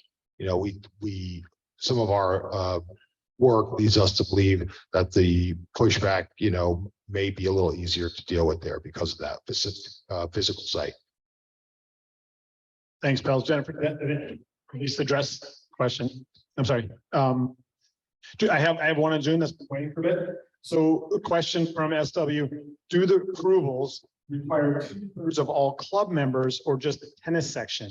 And then a follow-up, would the revenue pledges to secure debt include revenues from all sections or just tennis? So first question is the 2/3 of club members, that is to incur debt, buy or sell land. That would be of the entire club, because that would be the Washington Club is the only legal entity. So the Washington Club would be the one that would be taking on that debt or selling that asset or buying an asset. And so that would be 2/3 of the entire club. Now, if there's no debt being incurred and the club is building something or moving something or rearranging something, that doesn't require any approval, but through the surveys and communication, and we would set up votes about within the tennis section about what kind of courts they might want, those kinds of things. Though technically not required, I think that would be extremely poor form if we didn't, get the members, seek the advice and the interest of the members. So that is pledging to do. So that answers that question. And then the other is, would the revenue pledges to secure debt include revenues from all sections or just tennis? The debt on construction costs for a tennis facility would be incurred by the members of the tennis section. If it's decided by the club in conjunction with having the tennis and golf together, that a building on club land is used, whatever, the number 25% by golf because they have this part of it and 75% of it is by tennis, well, then it would be apportioned that way. Lee? Yeah, I would just add one thing, because I think the gist of the question may have been, it is a club obligation. So if we borrow from a bank isn't going to, look at it like 3 different clubs. And so it ultimately is an obligation of the club. But that's again why the philosophy has been to have the burden of that debt If it's just exclusively tennis, to be borne by the tennis members. The land purchase, though, it's. Yeah, yeah, if, It's an asset of the club. The land purchase would be carved out as an asset of the club. The development of the tennis part of it would be by tennis, and if it was other things, that would be club wide, or would be, one of the other sections, then it would be apportioned in that way. But a big asset, a land purchase is a club asset, a club purchase. Yeah, Rafi. Phone. Judy's, I'm sorry, Judy's next. Sorry, I apologize, Judy. Pels, I have a question for you. Thank you, Mike. So the Buckingham land property is in residential, is that correct? Okay, so I noticed, and I was curious as to why on the board, there was nothing mentioned about neighbors' concern there, which I can't imagine is the case. I am quite sure the man who's building and poured millions of dollars into that house next door is going to have something to say. And wait, I have one more. Okay, how much of that land is actually usable? Most of that land is usable. And there is no assumption that it's going to sail through in any location, right? There are unknowns here. And until we actually make a decision as a club how to move forward, formalize a site plan, make potential zoning adjustments and/or special permit applications, there is really no way to know how it's going to go until it actually is happening. But at least there are 38 acres of open fields on that land, most of which are dry. So it's a bit and relatively flat. So, it is an attractive site. We're also trying to weigh the cost differential here, right? I mean, this is a decision for the future generations of the club, and is a bunch of it going to fall on us? Yeah, it is. Is some of it going to fall on the future generation of members? Yes, it will. And I think that, if you add in the purchase of the land at $1.3 million across the entire membership, it's a couple, I'm not saying it's nothing, but it's $300 a member a year or something like that to service that portion of the debt. All club parties could be there, or you could have a winter, indoor facility there, and there could be a juniors driving range there, so kids camp could stay over there all day long. So the added cost of the open site does come with added benefits, and that land would be owned by the club, full stop, right? So it is, in my opinion, reasonable that the whole membership would pay for the purchase of the land only, right? Just that portion. So that's sort of part of that question. But again, nothing has been decided full, but I think that's a reasonable assumption. So once I got one that's been here for about 10 minutes. There's we got two. I'm gonna get Kathy Keogh here. I cannot see neighbors going along with this. Last time they formed an LLC and several were club members, and they fought this tooth and nail. Zoning was a huge hurdle as well. Yeah, we know that there are hurdles. And speaking with the land use lawyer, we looked at it. We talked about a way forward. And we think that because of the benefits of keeping it within town, keeping some club cohesion, dropping 1.3 million plus off the cost. And I'm going to put in my own personal bias here.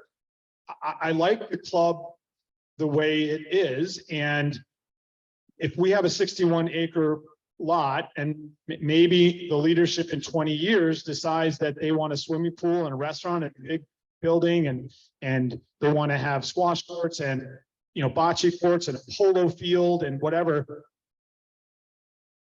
moving this to the cornfield precludes that, and it keeps it intimate. It keeps it in Washington. It keeps us having control, the members now, over what members in the future might hold. So that's the flip side of giving members in the future an opportunity to do what they want, but it's also an opportunity for us to secure the legacy of what this club means to us. If we want to keep and kind of prevent it from being what we've always said, a country club as opposed to a club in the country. And it very possibly having 61 acres and having that ability to change all that could fundamentally change the culture and the character of who we are.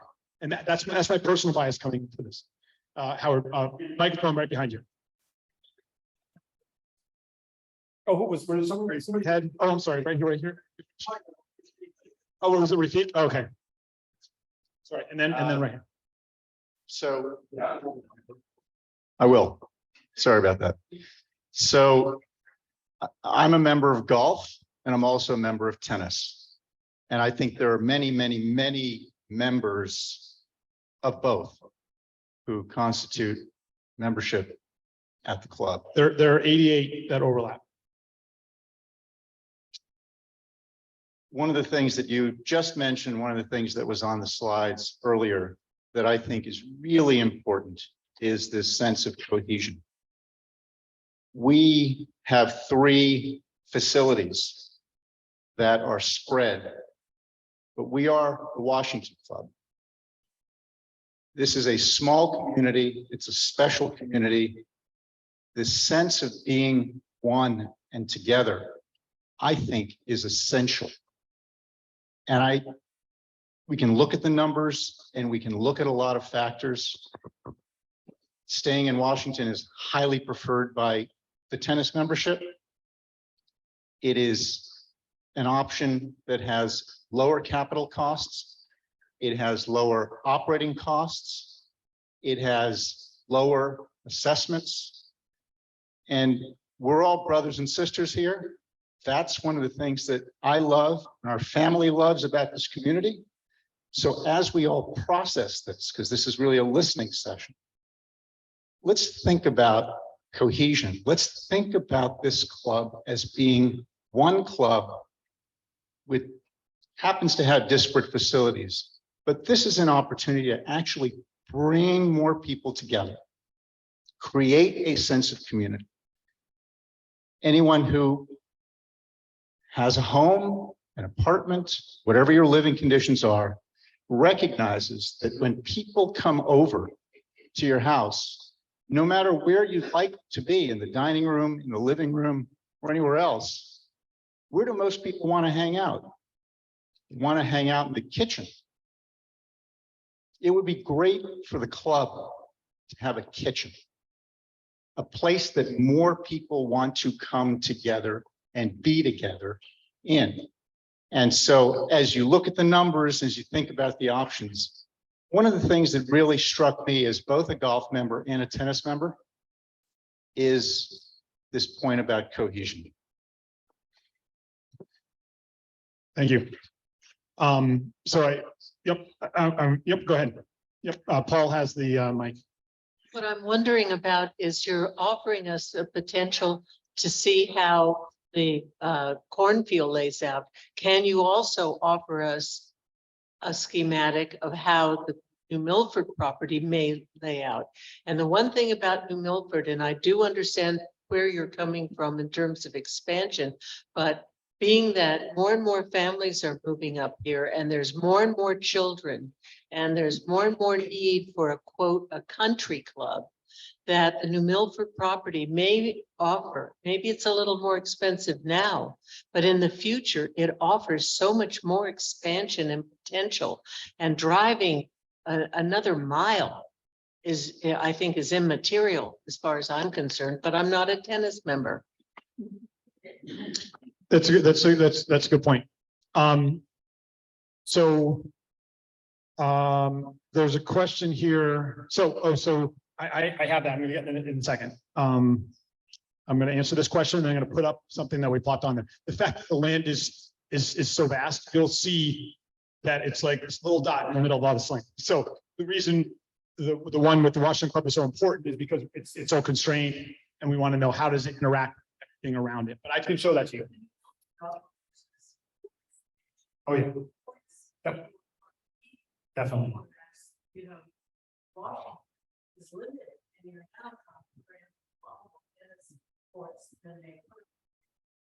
not True more. Yeah. Yeah. No, these are all the kind of, inner pros and cons.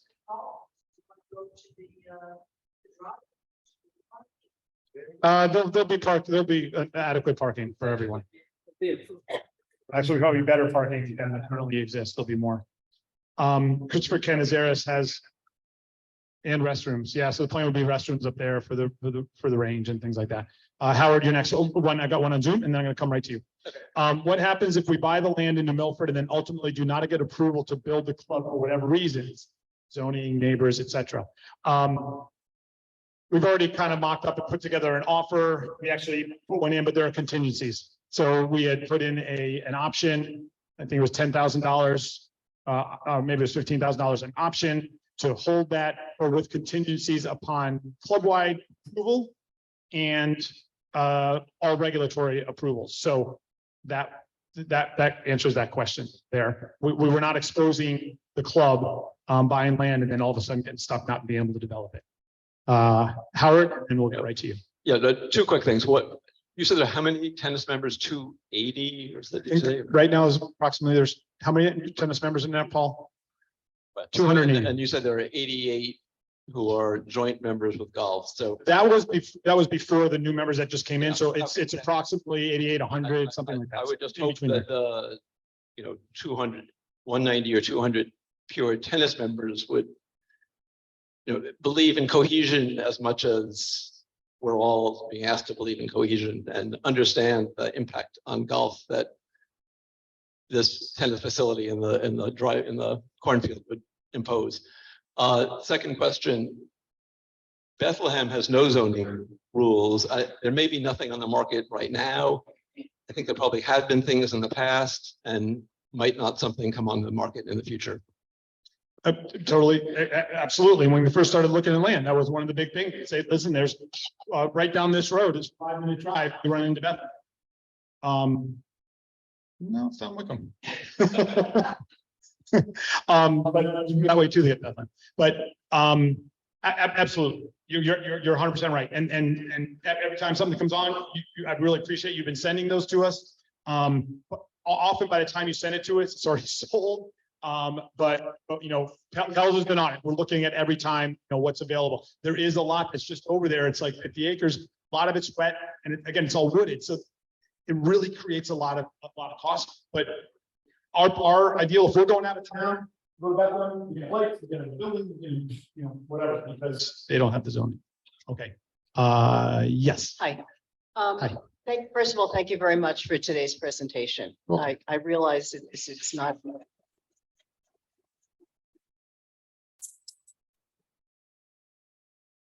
This is not an easy decision, and while I have a personal preference that things stay in Washington, there's obvious that there's pros and cons to going both places. But one thing that was mentioned a couple of times, Pels, you mentioned it, and you also mentioned it, was the expansion and the interest in pickle.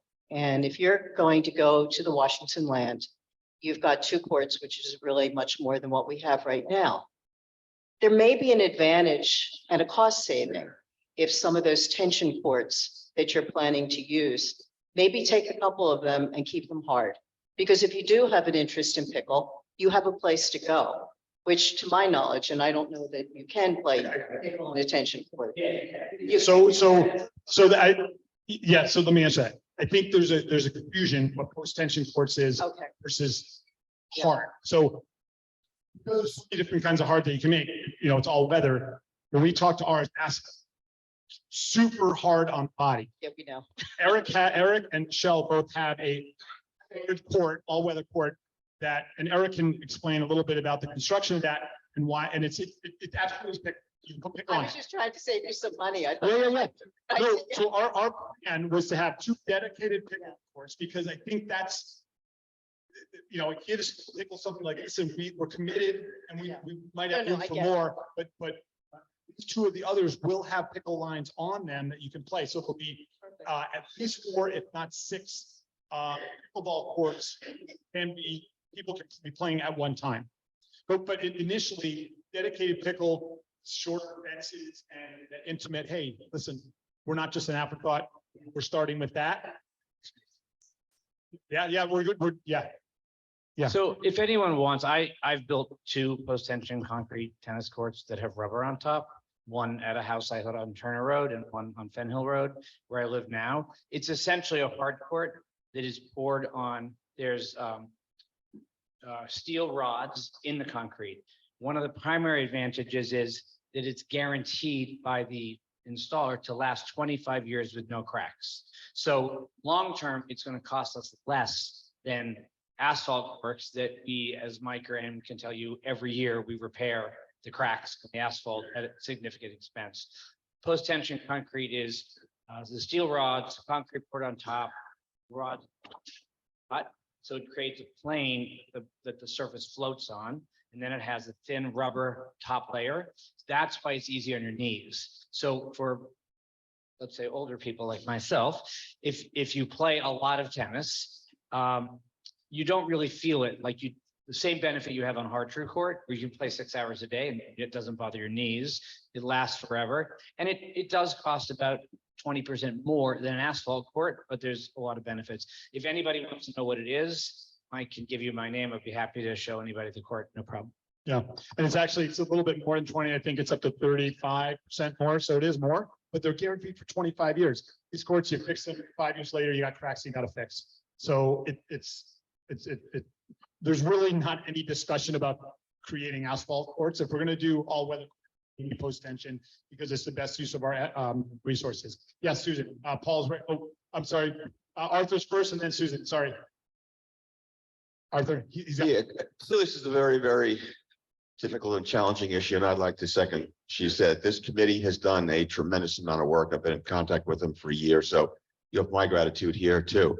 We have 3 options in front of us. Michael, my question is, what's the next step? Where we go from here, and how we decide which path to pursue? Well, I think our plan was to get this information out, share the presentation, share the Zoom meeting, so that as many members as possible can hear about what's happening. And then we're talking about in 3 months, coming back and deciding the next step to considering the land, our own land, is 1, get an engineer to look at what is possible on that land, and number 2, have a pre-application discussion with zoning about a potential text change that would allow us to use that land for what we're looking for. So those are the most immediate steps. So Susan. Next steps. Well, they just can't hear you at home. That's all. We can hear you, but they can't hear you at home. So am I right? And thank you all. This has been an amazing presentation. It answered a lot of my questions. And I would, number 1, would want you to do more of these and less. So it was very helpful. Is it correct, in my understanding, that the decision about which property to go for and ultimately use is with the board, or is it by a membership vote? The ultimate to decide which one to sue would be we're thinking that this would actually be a tennis section decision. But then obviously, because each of them have aspects of it that would require a full vote, then it would so say, for example, the tennis section says, you know what, we want to have all this land, this is where we go, we listen to everybody, this is where we're going. The next step would be, okay, come into the club and say, all right, we're gonna buy this land, you need 2/3 vote. And that's where that would come. But the board itself, I guess, although technically the bylaws allow the boards of many clubs to make, tremendous decisions, that is not what we're gonna do. We are going, we've already had these surveys. We're going to continue with that, and we're going to start with the tennis committee. Tennis committee will make a recommendation to the tennis section. Then we're going to have a survey where they're going to vote, decide, and then come to the board. Even the Washington Club site would require a 2/3 vote of the whole club if we were to take on debt. The only way I could ever imagine technically not requiring a 2/3 vote of the club is if one of you wants to write the check for $2.3 million. Dude, well, to the club. No, 2.7 to Pels, he'll transfer the rest to us. A handling fee. This is a club decision. It really is. Yeah, and that's how we're determining this. I don't know if this is going to work. It is apparently. Yes. I have to echo and thank you all because this is monumental and it goes to a long time relationship, marriage that's sort of breaking up now. But to me, the kernel of all of this, and I think, Michael, you hit upon it, is how the club will change. And what do we want from that? Do we want it to have a swimming pool and a dining hall and 27 courts? I don't know. I honestly don't know. I've not played tennis since we played tennis together, those many years ago. As all of you know, I don't play golf. So I'm thinking about it. I happen to know the land on 109 in Buckingham, and there are some reserves about that, but it is really fundamentally changing, and change has got to come, the nature of this club. And I know we're on a time crunch because those 3 years are going to go very quickly, but I think it's something that each one of us, not because you're a golfer and you don't want tennis there, or you're a tennis player and you don't want to I think it behooves us to think about that, if that is important to you. Thank you, Judy. Yep. That's a good point. I have a question here on Zoom. You mentioned 280 or so members, tennis members, and 80 plus, I think it's probably about 90 plus now are overlapping with golf. How many golf members are there that do not overlap with tennis? And I believe we have 210 golf members. So that means approximately 120 to 130 golf members that are not members of tennis. So that should answer that question. Tennis are also 50%. So 50% of beach are also tennis, 37% of tennis are golf. And just like 45% of golf are tennis.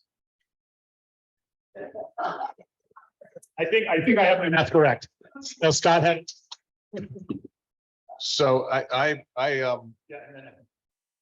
had the opportunity to sit by and watch this committee work, and the amount of work that the committee has put is really incredible. But I want to especially single out Mike, who not only at the meetings, not only in between the meetings, at going to, I don't even know how many Pels and I have gone on site visits, et cetera. All these spreadsheets, all these presentations. We had a meeting until 8 or 9 o'clock at night on, I think it was Thursday, and all of a sudden at like 1 a.m, Mike sends out a new spreadsheet. So I really want to just say, what he's done is really incredible. But I want to mention one other thing, and I happen to also have been a member of the Lake Warmug Club when my daughter was smaller. And I can't tell you, for a young family, how incredible it is to have your facilities being cohesive. One person is playing tennis, one person is at another part of the club, your children are there, and it makes it much easier on your family. Today, for our development programs, the kids go and they spend the morning at the golf course. They're loaded into a bus. They're brought over here. There's downtime for them to have lunch, and then they're brought out to the tennis courts versus literally going on a group walk, down a path to be able to play. The cohesion that Rafiq talked about before, it's great for a family. It's incredible for the kids.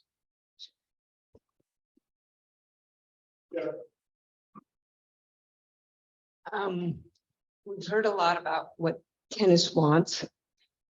Is that, okay, we've heard a lot about what tennis wants. We haven't heard a lot about what golf wants for that. Maybe there's a possibility where tennis has less. I mean, you just talked about Warmuck. They only have 4 courts, right? They're building 2 more. Yeah. 6 courts. Correct. So maybe you have 6 courts, and maybe we get a par 3 course, and maybe there's room for both. Yeah, I mean,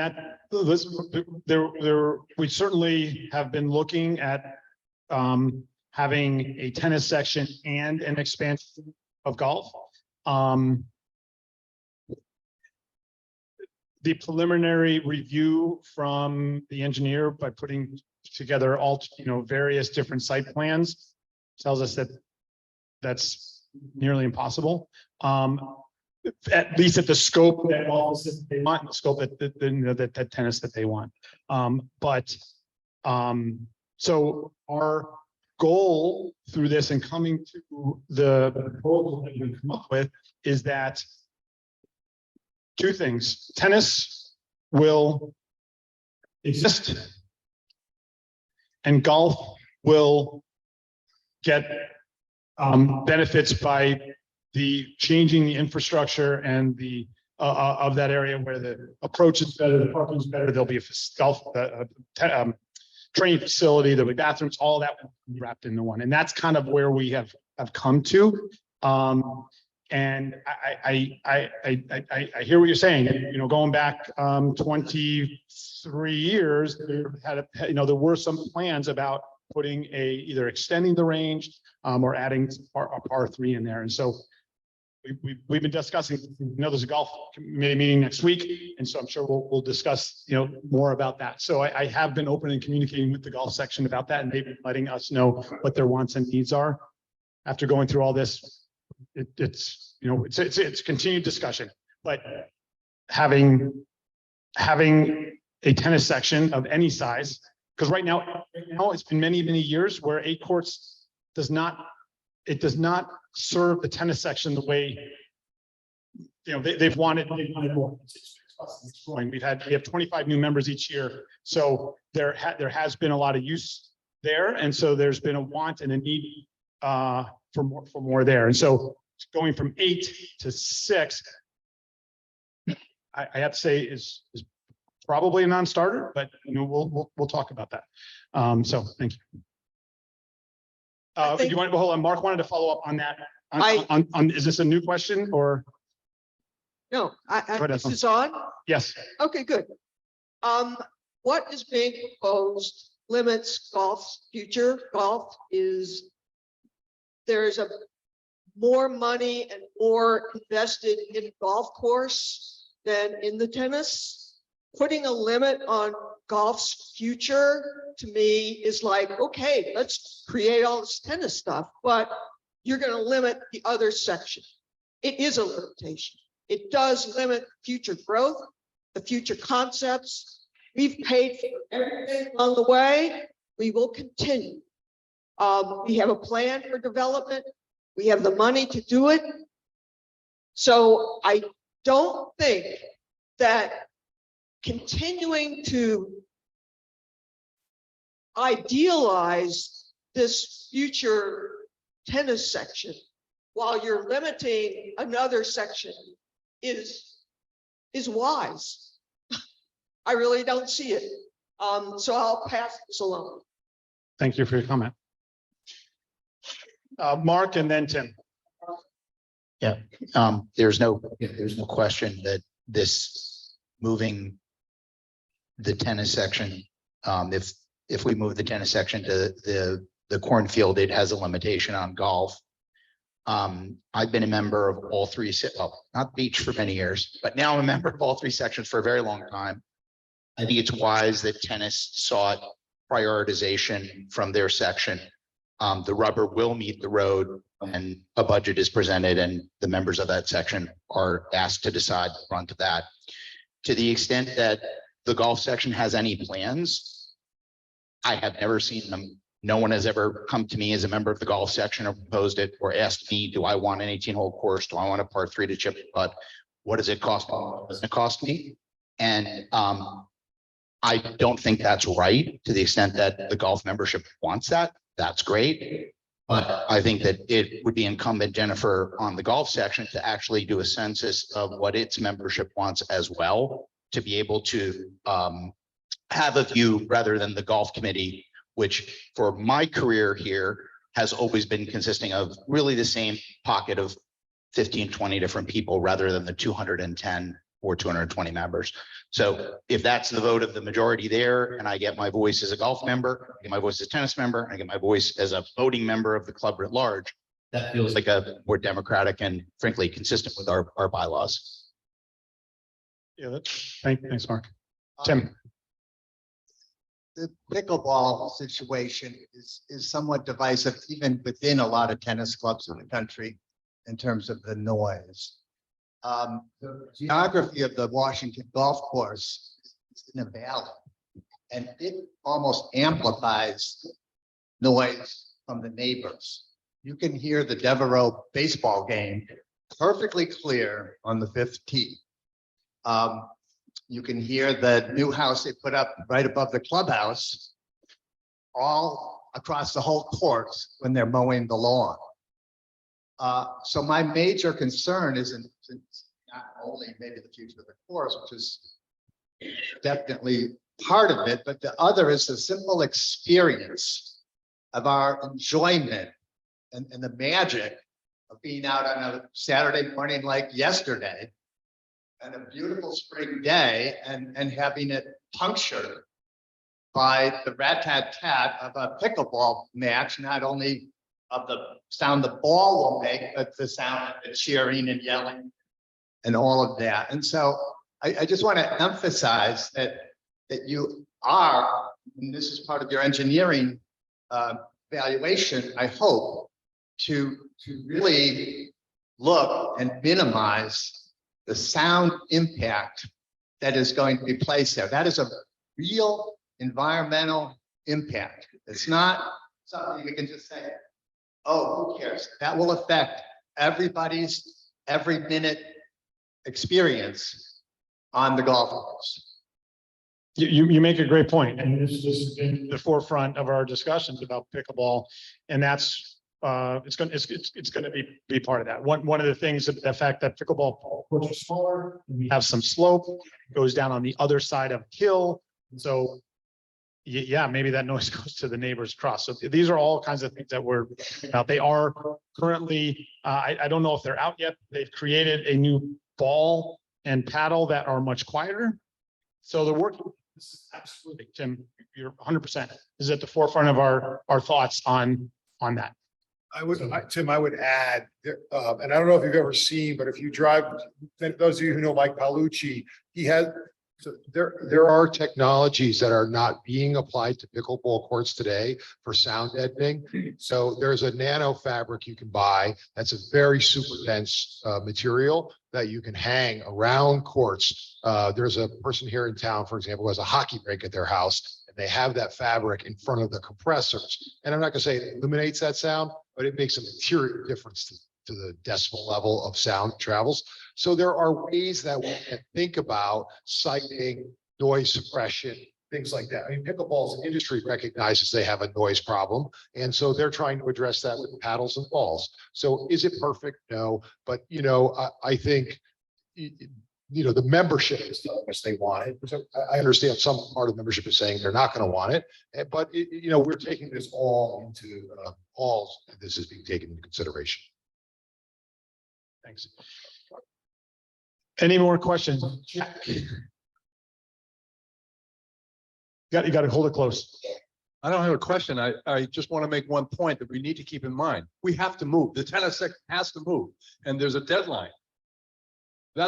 So it's not an option to choose the best of all possible worlds. Yeah. Thank you, Jack. Yeah. And even where we are now, we've got 3+ years. Even if we move everything as fast as we expect, we may have a season or part of a season where we are splintered. So that's a good point. And that, I think that is one of the big differences between now and 1999, 2000 is that we're not just looking for something better. We're looking to continue to exist beyond June 1st, 2026. And that kind of, puts us in a crunch. Any other questions? We've been here for a long time. I really appreciate your participation and your time. My motion to close the meeting. So moved, second by Judy, all in favor, aye, we're out of here, we'll come back to you, please ask the board at Washington Club.